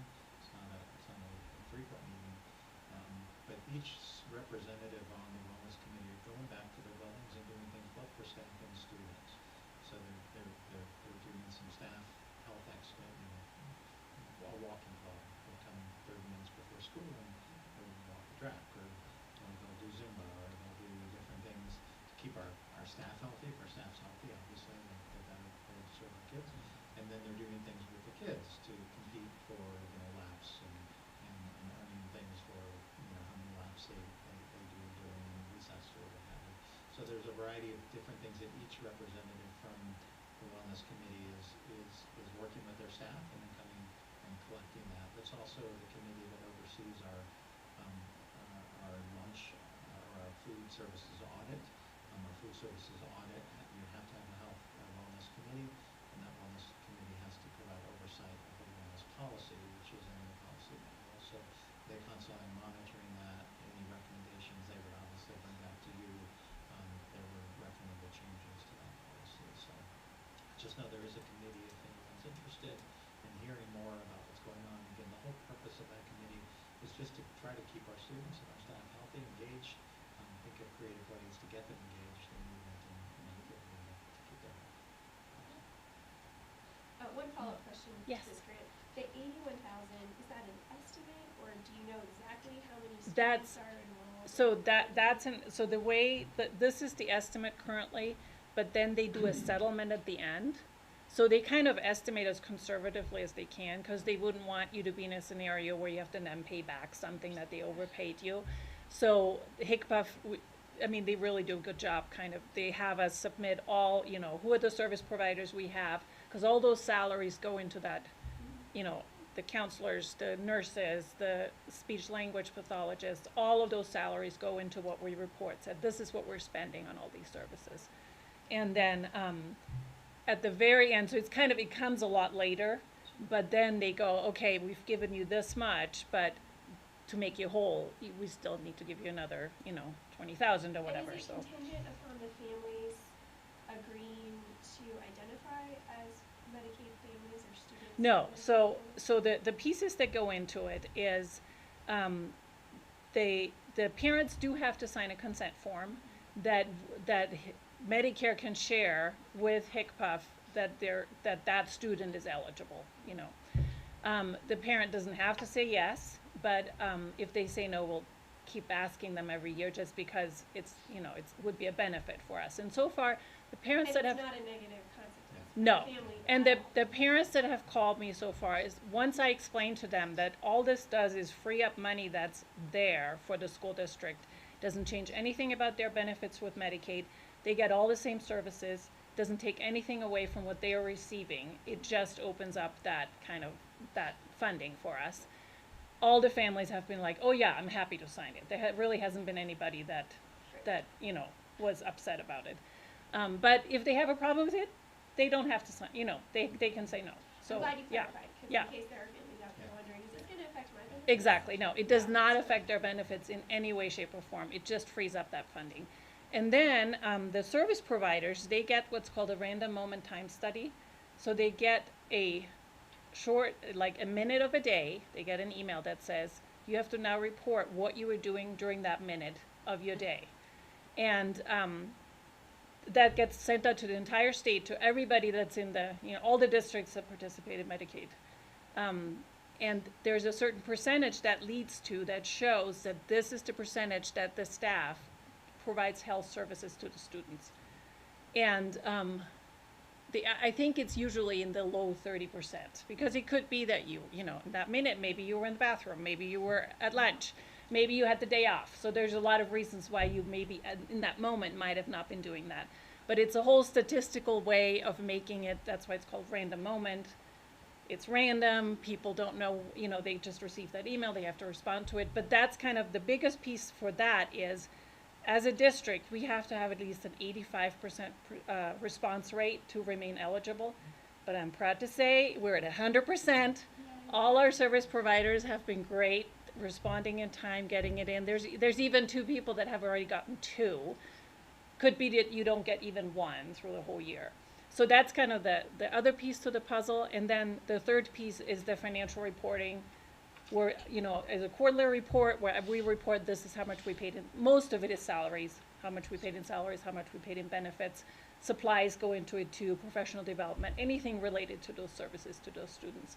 And all those pieces together then lead to this formula, how they determine this is how much funding we get. And this So, is brand new this year. yes, yes, yeah. Yeah. Been around for a while, and several districts participate, and again, some districts choose not to. And it was really, as we talked about it, it was, why would we not? Yeah. These are services, if you think about it, the services we're reporting are services that if they weren't in school, a child on Medicaid who needed speech language, they would be going to a provider and Medicaid would be paying for. So instead, we're providing those services, we have highly qualified staff who are delivering those services, just like somebody out in the private sector. Those are the services that are being reimbursed, because instead of families having to go find those providers, we're providing them, and therefore those providers are leading to reimbursement for the district. Which is also helpful to families who are probably working, Absolutely. and those other visits Yeah. outside of school hours are challenging for families. Yeah. It's a win-win, and most of my districts have participated because it is a great opportunity to, you have districts who have replaced playgrounds with Medicaid dollars. Medicaid dollars really will be enough to. Because that would be something that benefits the health of all students, so, You yeah. bet. So, Well, I mean, and I do want to say, this is what I do appreciate about your leadership, Dan, is that you do go out of your way to try to find ways to find money in grants and interesting places that can benefit the students without putting a tax burden on our community. So I appreciate that. One comment and one question. Yes. Good job complying with the random government. Yeah. Sound like a ghost. Yes. Yeah. What are you doing? 5 weeks right now. I can tell you a story offline of how much waste the Pentagon is up to. The only other thing that I have, and I don't know if in the funding details if that's a place to put that or something, but the concern that I think I have is what are the strings attached to a particular grant? For instance, say if there's a string, and I'm making this up, there's 15, you have to spend 15 minutes a day doing some social, emotional learning thing in every class. Yeah, well, that would be a concern for me. Yes, yeah. And so, just as we're applying for these, make sure that, and if Well, it's at something that anything, has I to mean, come to the anything over board- 10,000 has to come before you anyways. Right, but So, yeah. that would be my question. Yes. When it comes to the board is what's the string attached to this? Because government does nothing without a string. So. Dave, I will say education is done for chasing money, and that changes your mission and vision. You go after money, and then you have to do certain things because that's what the money requires. Yeah. What I'm fighting with most of the grants too is it's mostly the biggest ask and task is the reporting, the financial reporting and the program reporting. It's not so much how did you come up with what you were doing, it's more we want to see the data. So here's your starting point, percentages, anything like that, and then here's the mid-year report, here's the end-of-year report. There's not that much of you have to do it this way. Yeah. There's a lot of suggestions. For example, for the local service plan, for this program, there is a suggested questionnaire you could send out to families to develop this local service plan with like 20 questions, very in-depth. It's not necessary. I mean, even in the training, they're telling us you can use whatever you'd like. So I'm gonna just put together a questionnaire. I've already shared it with Dan. I don't know if you've had a chance to share it with them, but it's just gonna have 2 questions. There's no reason to go into such detail and depth. We don't have to. So that's what I'm finding mostly is that, yes, they might give you guidelines that are very detailed, but that's just a suggestion. And when you really dig down in what the must do is, it's mostly comes down just to the reporting. Fran has done a great job as grants come forward to say, here's the strings attached. And so we've had several grants that we've said, no, Yeah. thank you. Yeah, so we'll continue. continue to do that because, yeah, if it fits our mission and vision, then we're going to go after it and we can. All right. Now, the one that, I'm gonna invite Steve up now. Coming up. This is Um, one that your next This is item the one you will need to, vote on. Great. It's the Nathan Yip Foundation, and Jamie, if you wanna go to the next slide. So the Nathan Yip Foundation, I don't know, have you guys heard of it, or, I okay. looked it up. Okay, so they really focus on rural school districts. That's kind of always been their big thing. And they've come up with a new grant program. They used to do it that teachers could just apply. They get, between $2,000 or $5,000 for something in their class. And that's been going on for many years, but now they've come up with this new idea of making it a 3-year kind of a bigger impact, larger grant. And Steve has come up with an idea. What they're looking for, they're looking for a teacher-driven, superintendent-supported kind of program. They don't want it to be something where an outside group goes, this is what we want to bring to your classroom. They want this to come from the classroom. So do you want to kind of give a quick overview, very quick overview. We looked at it and they had several categories and you had to say, we're going to do these. So we looked at them and we said the two we can really do are career exploration and workforce pathways, family and community partnerships, because that's one thing we always talk about is we're not getting positives out in the community enough. So we looked at it and we said what we should create is a food bank at Frontier, so using part of the building, which brings that community thing, that's open 5 days a week during the school day, along with what we're calling a student store, which is really a room where kids can get clean clothing, shoes, school supplies, basic stuff for free. We said we create this. We have a number of students who can come over and organize it, run it, keep track of stuff, social media market it, etc. So we're getting a lot of kids out doing those internships, helping to run the store. Lets them go out and work with the community to go over to the Presbyterian Church and say, hey, your food bank is open 3 hours a week. Can we partner together? You come over and show us how you really make this happen. We help you do it. Now we provide more food more often. We consolidate some of those things, hopefully, to say, hey, we can work together with the community. So our thought is we get a lot of kids involved in it, different aspects of what might be happening there. And then we also support our kids throughout all the grades. So your family can take it over there. It's not in your school. You can go over there. It's a little more private. Oh, we need school clothing. We need supplies. We can't afford them. We might be one of those homeless families that we talked about earlier. And we can also, the whole community can come and get food from there. So that was our plan, and we thought we could make this really happen. And working with the community after 3 years, it'll be sustainable, because that's one of their questions. Can we sustain it into the future there? Which might even come from that Perkins grant.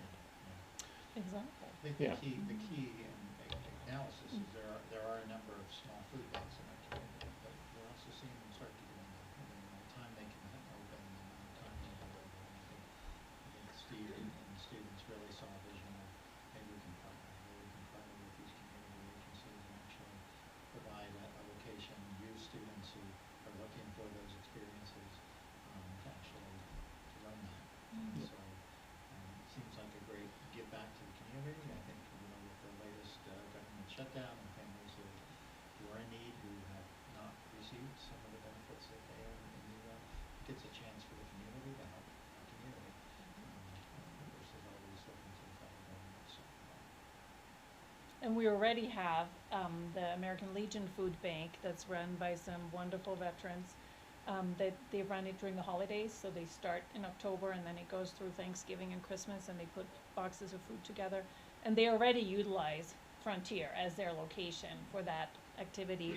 And I know they're getting older, they're having a harder time finding people to help with it. So this will be another great partnership. Opportunity for the kids to partner with them, make that happen, and continue that tradition.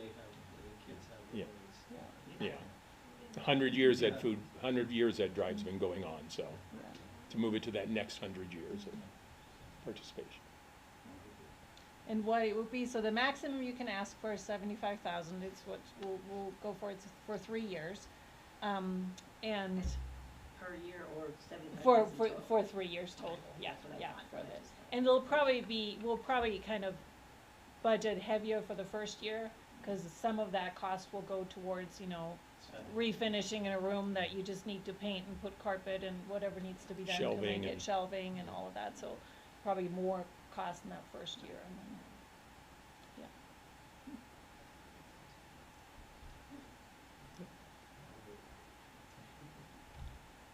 And then I do want to draw your attention to one other, thank you, Steve. Thank you. That was good. Thank you. Thank you. State Historical Fund, we are applying, History Colorado maintains a State Historical Fund, and the Frontier being a historical building designated by, Albert. The town. I believe, as a historical building, we are eligible, and so we have applied, as you know, sections of that building are not accessible right now because it does require some mitigation, for asbestos, so the part of that building that obviously is closed to the public. We have applied for that grant. This was before I think we actually put the policy in place. But that will help us actually get that building where we actually have more usable space, which is going to be great for a program like this because Yeah. as you know, SLCA is coming into that building. They're using classrooms, Legacy's using it for homeschool. So obviously. So this would picking up- be the older part of the picking up building, that yeah. Mhm. older part, the tower.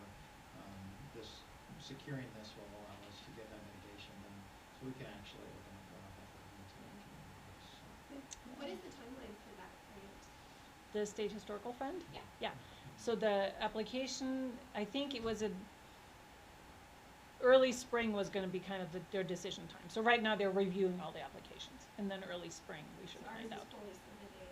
So, Under yes, review. yeah, yeah, Sometime this month. All right. yeah. This is And we good. believe Fran does such an amazing job in helping us really put together the best proposal and so many people. Sounds like it. This is a Yeah, good I like list. your energy. Thank you for your expertise. Well, I mean, one big thing with all of this is that I've discovered there's definitely a lot of relationship building that has to happen. Like the first time we applied for the Buell grant, we didn't get it, but then the next time we got it. And it was the same with Firehouse Subs, you know, like the first time I tried, didn't get in, and then the second time we did. So there's definitely that element. So this is the first time applying for the State Historical Fund. But what was cool in the process of the application, I found out that there was a submission to the State Historical Fund for Frontier from 2008, I think it was, right, that historical document. So they had kind of done what you'd sort of want to do building up to a bigger project back then. So whoever was, I don't know who exactly did it, but it was the school district somehow, put together a historical assessment of the building. So I was able to make that a big part of the application, so hopefully that'll help, we'll see. But, yeah, I know grants are not easy. no, They are a lot of work. yes. You know, not just applying, not getting them, but like you said, all the Tracking it. You gotta Yeah. run one. Yes. that goes into the Yes. background. Yes. It's a full-time job in that, Yes. so thank you. Yes, yes, no, I can it's tell you're a good. very detail-oriented lady. Yes, yes. Yeah. Thank you. Okay, well, with that, I move that the board approve moving forward with the Nathan Yip Foundation grant. I'll second that. Okay, and any further discussion? All right, can I get a roll call? Director Callahan? Aye. Director Fletcher? Aye. Director Hunt? Aye. Director Olson? Aye. Director Powell? Aye. Okay, next up, we have the board curriculum review committee charges for 25-26. Mary, you want to talk about those? Well, we had our first BCRC meeting on November 1st, and it was a very productive meeting. And we talked about some of the things that we wanted to kind of cover and accomplish in this school year. And so the first one is become informed about current curriculum resources used within our schools, including changes made for 25-26. So, you know, we've made a lot of changes in the middle school and the elementary over the last couple of years, and we kind of talked about, you know, we still need to do that. We obviously are still keeping track of what's going on in all of the schools, but we will be expanding it to the high school level this year for the first time to just kind of look and see, we just kind of need to be aware, and we couldn't look at all the different kinds of school levels, all at once, so that's that one. And then, just for everybody to know and understand the direct and explicit instruction that Patricia talked about earlier, and just making sure that that is being implemented well, and so that's kind of where that is. Become familiar with electronic tools being utilized in the district, including how AI resources are used. This is sort of an expansion of one of our original ones.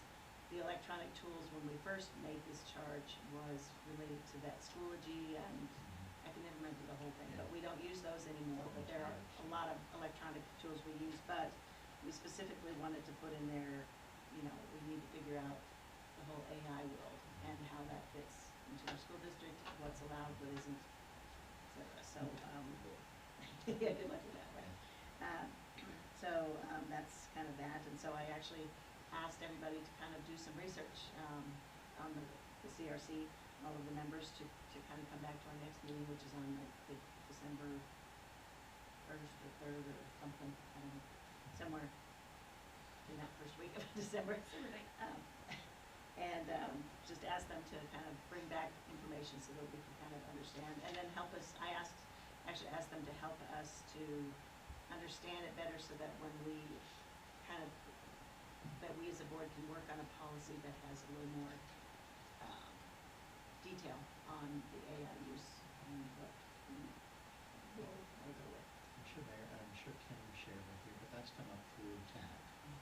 That's been an ongoing, wanting to really engage in how we manage AI and make sure that it's a successful tool, not used in inappropriate ways. Right. And so I'm excited that the committee's taken that up, because Yeah. it's one more example of that partnership Yeah. that we get from TAC. I'm starting to see a lot more companies coming out with basically how to teach with AI. So how to teach effectively, how to utilize it, but also to teach students to use it responsibly and effectively, and also critically. Yeah. There's a Put lot of stuff in and you're like, well, Yeah. I think that's so. not right. Yeah. Well, and Kim had also mentioned that she's been looking into some sort of a program that will help the teachers to analyze a paper to just, check it for much of this is AI, et cetera.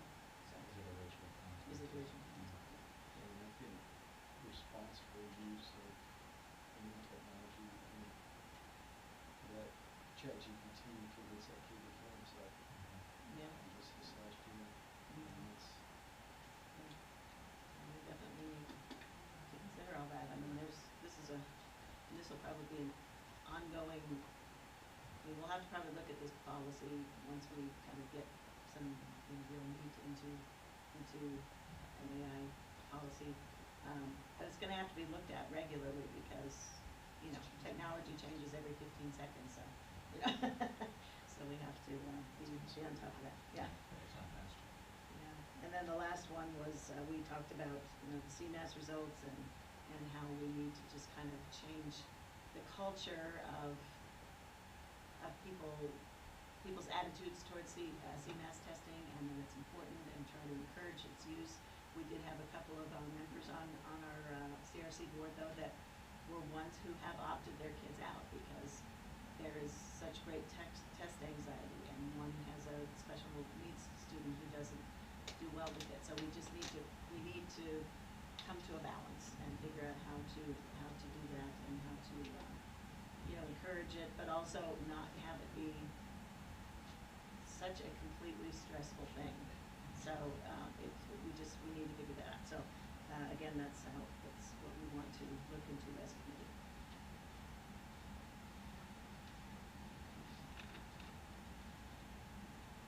So with that, I move the board approve the 2025-2026 charges for the curriculum review committee. Who Second. seconded that? Yeah. Any further discussion on this? Okay.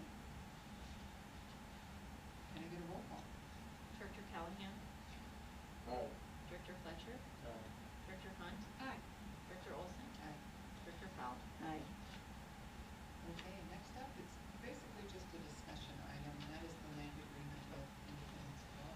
I spoke with Brad Miller, our attorney, today. He is working with the attorneys from Independence craft companies. We were hopeful that we have the agreement to actually bring to you today. We probably would want to call a special board meeting because we do want to accelerate and transport that land. It is 25 acres that Independence has granted to the school district. Most developers don't give the land, sign it over, put it in the name of the school district until there's a bond and there's money to actually build. They're wanting to give it to us because they know we have a charter and they know that we want to use that, and they're open to that. So right now, I believe what the recommendation on the land will be is that there is concern in the community about permanent modulars that the trailer campus permanently. They recognize that you're not going to build school overnight and it's going to take some time. So I believe the way that the agreement will be worded is that modulars are permitted during time of construction. And obviously, we talked a little about also the times of expansion. So we build a building and now we've got 4 more classes that we need to start and we don't have room. So we're going to need modulars to manage that. So we will get that land agreement, I believe, before the end of the week. I will send it out to all of you. And then we will need to determine if it's acceptable to the board. Then we'll want to schedule a meeting for you to actually act on it, accept the terms. That way we can begin the transfer of that land into our name. And then secondly, just I'm going to add under this is we also have the LCA charter contract that is, we had originally waived formalizing the contract until those conditions were met. They have received their grant funding. The grant funding cannot be released until they actually have their contract. It is not uncommon to have those stipulations in the contract. And so I've asked Brad to go ahead and formalize our contract for ICA and just add an addendum that would outline those agreements that the board placed, or those stipulations the board placed last spring. And so he also anticipates that being in our hands by the end of the week. So my recommendation would be is if we get both of those, we may want to, number one, give you time to read both of those, ask any questions about it himself, and then if you're comfortable moving forward, then we'll probably need to call a special Zoom meeting just to go ahead and get those moving forward, because I don't think we want to wait till December. So again, I don't have, like I said, I don't have the agreement. That's the terms that I believe are outlined. But again, I think once you get it, certainly feel free to read it. If you have questions, certainly you have Brad's number, so you can call Brad. And Brad is working directly with Adjournment. So, Great. Next up, we have our third reading of revised policy BEDH, public participation in school board meetings. This is the one that we tabled last meeting that we're bringing back with a few more revisions. So with that, I move that the board approve the third, and I think final reading of revised policy BEDH, public participation in school board meetings. Second. Any discussion? I like the revisions, I think it's a little bit. And I cleaned it up, I had to clean it up to see if it made sense, so Yeah, that's the you one I did. That's always- reposted, because it was too, it just became too Yeah. But I did leave the final ones we discussed, thinking that. but I do want to thank you all, because obviously you spent a lot of time on this. Otherwise, we'd be sitting here trying to wordsmith. So thank you for the input and getting that to Jamie so we can make some of those edits and catch some of those. Whoops.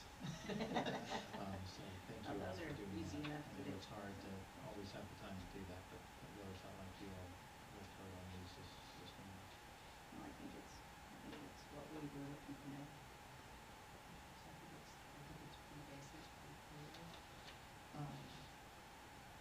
you all have anything you want to add to it? Nope. Okay. So with that, we've got a second, and we're going to vote. Director Callahan? Aye. Director Fletcher? Aye. Director Hunt? Aye. Director Olson? Aye. Director Powell? Aye. And next up, we have our second reading of revised policy ECAF, use of video and audio monitoring. That's actually just a review, we didn't have any changes, so I think I maybe meant to, but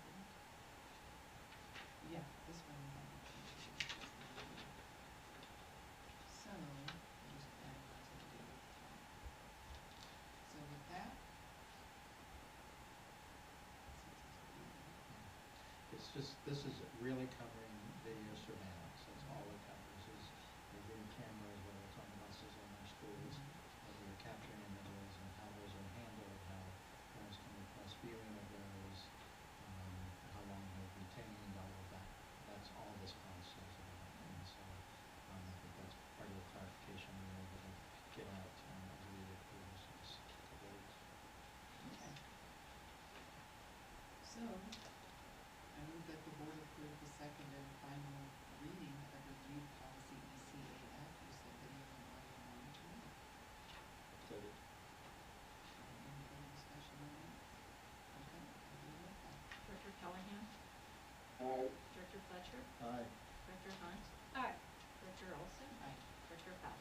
Aye. And this one we did have, this next one, in fact, we did have a few changes on the regulation. So, I move that, this is the second reading of revised regulation ECAF-R, use of video and audio monitoring. So, I move that the board approve the second and final reading of revised regulation ECAF-R, use of video and audio monitoring. Second. So key to clarification on this policy, and I think we sent this out, but just so we can be public about this, there was question about, when images of students are captured on cameras, the situations like that camera might be used to investigate a behavior situation. Or a parent may want to see a video from the bus because their child may be disciplined, or maybe the child reported something happened on the bus and they want to see this to see if in fact it occurred. That video does not become part of the student's record because it contains multiple students. And so again, if we were to say, well, that video of Johnny in a fight is part of Johnny's permanent record, we now have images of other students which we can't include. So our videos are used really for the same concept as an eyewitness. You interview Dave saw the fight, Dave gives you his account of what he saw, it's written down. That's a permanent record, is the actual disciplinary record. In this case, whether it's a principal, assistant principal, whether it's a director of security who reviews the tape, it's their written version of what they observed on the video that becomes a part of that student's record. In some cases, videos are retained because of legal reasons. They are not part of the student record, they are retained for that legal purposes. They're typically put on a jump drive and retained. Any video in our district that is not bookmarked and saved is erased after 30 days. So the policy says 14. Our system keeps it for 30, but some systems only keep it for 14. So we recommend not changing that. We're actually exceeding our policy by keeping it longer, but we'd rather do that than to not meet the policy. So as of right now, that was the key clarification is parents have the right to view video. It needs to be done. It needs to schedule an appointment, and we do have to do, in some cases, some redaction, or we may need to zoom. So if a parent wants to see what their child was doing, we zoom in so that that parent can see that and not see every other face, which would violate FERPA. So that's key to this policy. Again, it strictly is about video surveillance. and just to clarify, because I know when we had Brad here and we were talking about records, particularly the video surveillance, he did say if video surveillance is used as part of the disciplinary process or for whatever reason by the school, that it is saved, right? It wouldn't be something that's erased after that 30 days. Not necessarily. I mean, it could be erased. Again, what's saved is the account of that video. So typically in a disciplinary situation, the parent of the child's probably going to see the video, the administrator is going to see the video, and it's going to be reduced into writing into the disciplinary file. That's what becomes the permanent record. Not every video of every altercation in the school is retained forever. So if it's a situation that might lead to legal consequences, might lead to the student in charge, might lead to a legal challenge, those videos might be saved for a longer period of time. But typically videos are not, because again, what's retained permanently is a record of what was observed on the video. According to who? The school district or? It's according to whoever viewed it. So if I'm But I mean, investigating. would it be the school if official? Would be the school official.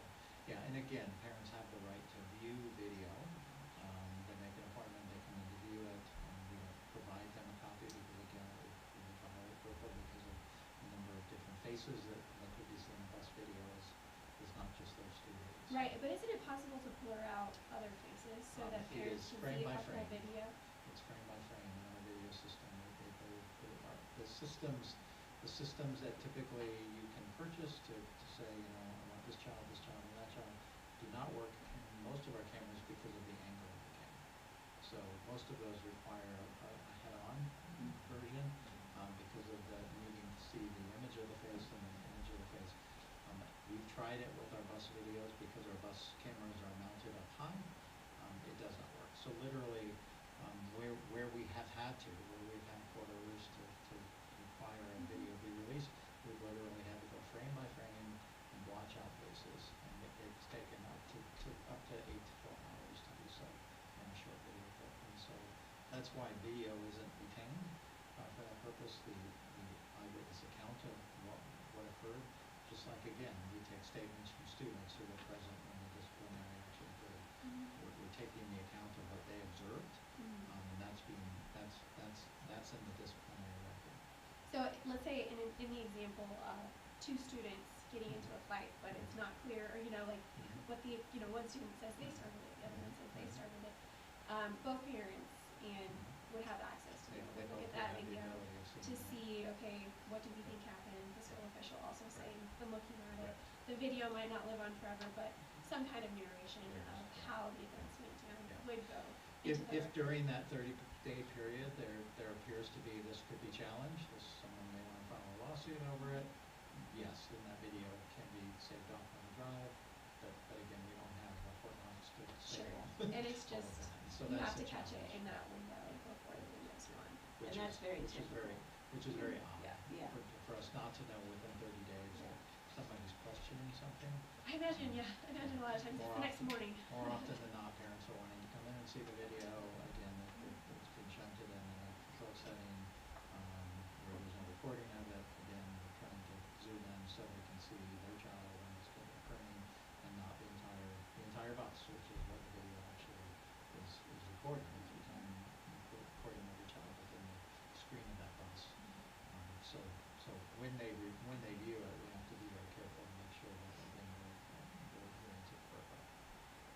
It's very, very typical for any video system to only say for a certain amount of days and then overwrite because nobody has the space to save all of that video forever. Yeah, so that's like totally common. And just one last question on this. Is it, I know it says is not necessarily become, is it based on the decision of the school district or if parents requested that they have some kind of access for that video be saved? Is that something that parents can request? There have been times that parents have asked. Like the school district might not think there'll be legal actions, but maybe a parent is like, actually there will be. And sometimes sometimes that video, if it results in a legal action by police, that video is actually turned over to police and then it's entered into permanent evidence. So that does sometimes occur as well. So It's not something that you're maintaining, you turn it over to police now, because it says that video recordings held by a student education representative or personnel who shall be maintained in accordance with applicable law and board policy. So there's not like some, like you said, some special law where these are now maintained by the we principal or don't make any surveillance video part of a student's record because again, to do so we would have to again blot out every face other than the student whose file we're entering them into, and frankly, from the legal standpoint, the reviewing of it, certainly parents are seeing it, we're not hiding it, parents of both parties are able to review the video. The account that's written down is something that parents are seeing. If they're challenging it, if they're saying, well, I don't believe that account is really capturing what's here, then many times parents have come to me and said, I want to watch the video with you to see Appeal if it you to come you. to that. Yeah. But again, it typically is within that 30 days. Yeah, I think most important for me is that there's still access for parents to be able to see And that's it, that whole to request. challenge it, to potentially request. Yeah, the viewing the request cleaning team. section is key there. And it is managed right now, it's managed security. So we used to have the bus barn handle their video, and then schools would have access to their cameras, and frankly, there's a lot of risk of First Amendment rights being violated. And so we have pulled all of that back. All of our systems now are under the direct access by either myself or the director of security. So if a parent wants to see a bus video, they're contacting Tyler Rabideau, our director of security, and they're coming to see it in his office. He has access. We don't have access by everyone in the district to say, let me look at what happened there. It's designed to protect, obviously, First Amendment rights and not criminate individuals. We have had situations in the past when everybody could see a video, or it was being used for purposes that weren't appropriate. Like, did Susie show up to work on time? Let me check the video.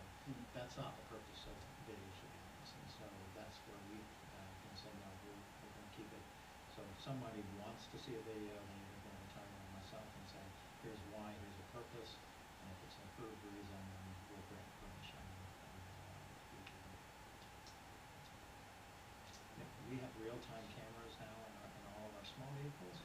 So if, let's take an example of our athletic director is using one of our small vehicles to go to an athletic director meeting, he happens to take a call from his wife, that's being recorded.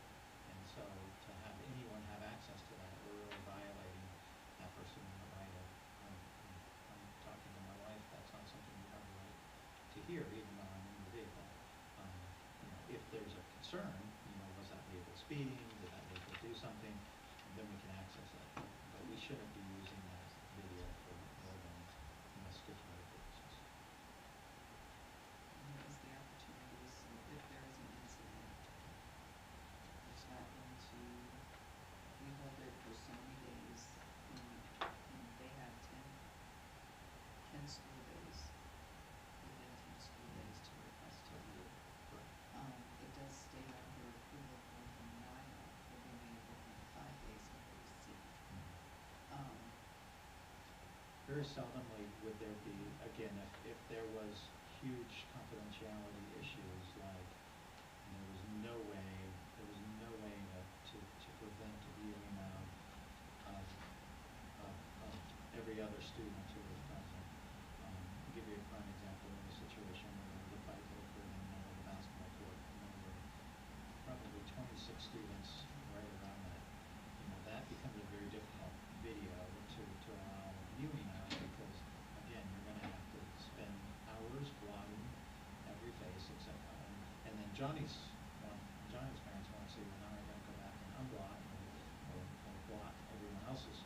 It truly becomes so time consuming. I can't think of a situation since I've been here where we've ever denied. Sometimes we've had to say we're going to take a little more time to ensure that we can capture the image that you might like to see, or we'll ask permission from the other parents to say, so if it's 2 kids fighting, we'll let Nicole know, hey, Miss Olson wants to see the video of your son and her son fighting. Are you okay with that? If both parents grant permission, then that's acceptable. But again, only with that type of a situation. So again, it's the conditions, and like I said, there are through my career where I've sensed that video unfortunately can't be viewed because of complications of appropriate violation. Sounds like we need AI to help us learn people's faces a little bit faster. I'm hoping that, like I said, the angles of our cameras are the biggest challenge. Even our hallway cameras are up, and again, we need a front-on full view of the face to actually capture the face and capture its movement. And we've tried multiple different software packages, and none of them work on that angle that we're shooting for. Madam President, I would like to give it into a record of our superintendent as another thing that needs a professional on this video. Not professional.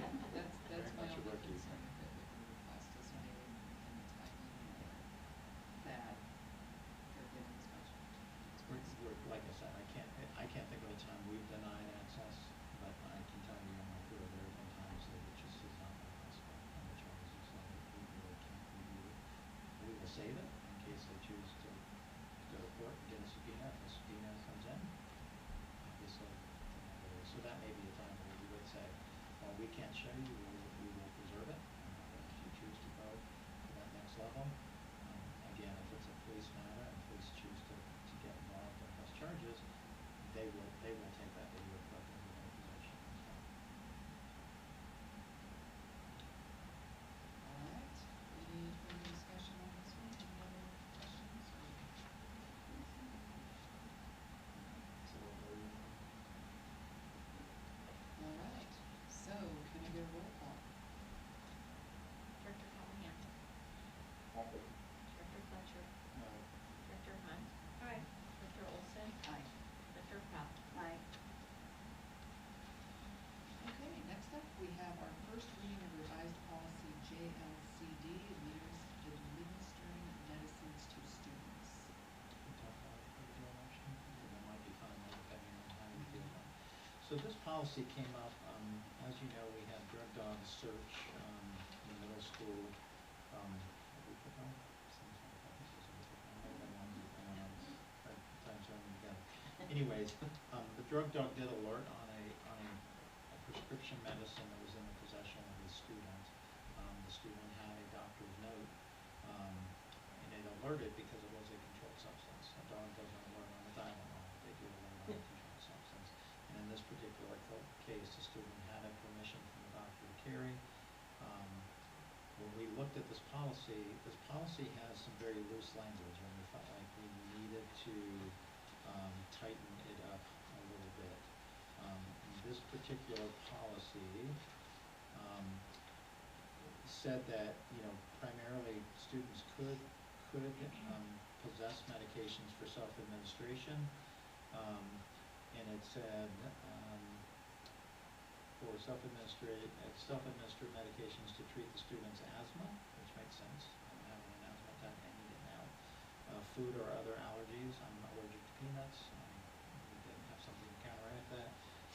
Anaphylaxis or related, life-threatening conditions, and this is where the concern came in, or other conditions for which medication is prescribed. And so that's a concern, because a controlled substance that a student is carrying, well, they may be fully responsible. Students do sometimes access other backpacks. Things are stolen out of backpacks, and that to offer that opportunity for a controlled substance to be in the hands of potentially another student who it could cause harm to is a concern. So working with our medical team, our medical staff, we really felt like we needed to clean that up. That if it's a controlled substance at school, we really believe it should be secured in the health room, it should be locked up, it should be administered under the direct supervision of an adult, so that it's not in a position where, again, not that a student wouldn't administer it appropriately to themselves if the doctor has given them permission. This policy does require that there's a plan in place, but that controlled substance is a concern, just from the standpoint of if it fell out of a backpack, if someone got hold of it, they took a medicine, a controlled substance, obviously that could cause harm to someone who's taking it that should not be taking it.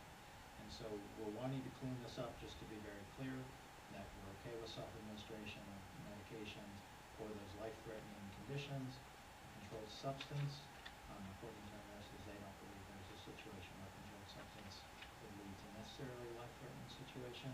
Obviously, if it did, there'd be special circumstances. But I'd be concerned with a pill bottle versus maybe a single dose. And so in the case of this, we're really wanting to make sure that we have a little greater control to make sure that, again, we're not having something in someone's backpack that really could cause harm to someone else. And one of the questions that I asked that you answered was, what about in transit? How is it handled? So in the schools, it's in a controlled area, but when you're on a bus. If you're on the bus, if you're at a sporting event, there is an adult who's trained, who's delegated by the nurse to administer medications, and trained to do so. And they typically have some type of locked case or locked cabinet that they will take with them, and that medication will be secured until the time of administration. So we do have staff who are trained and delegated by our nurses to administer medication at all school events, before and after hours as well. Answers all of the questions. Any discussion on this one? I'll pass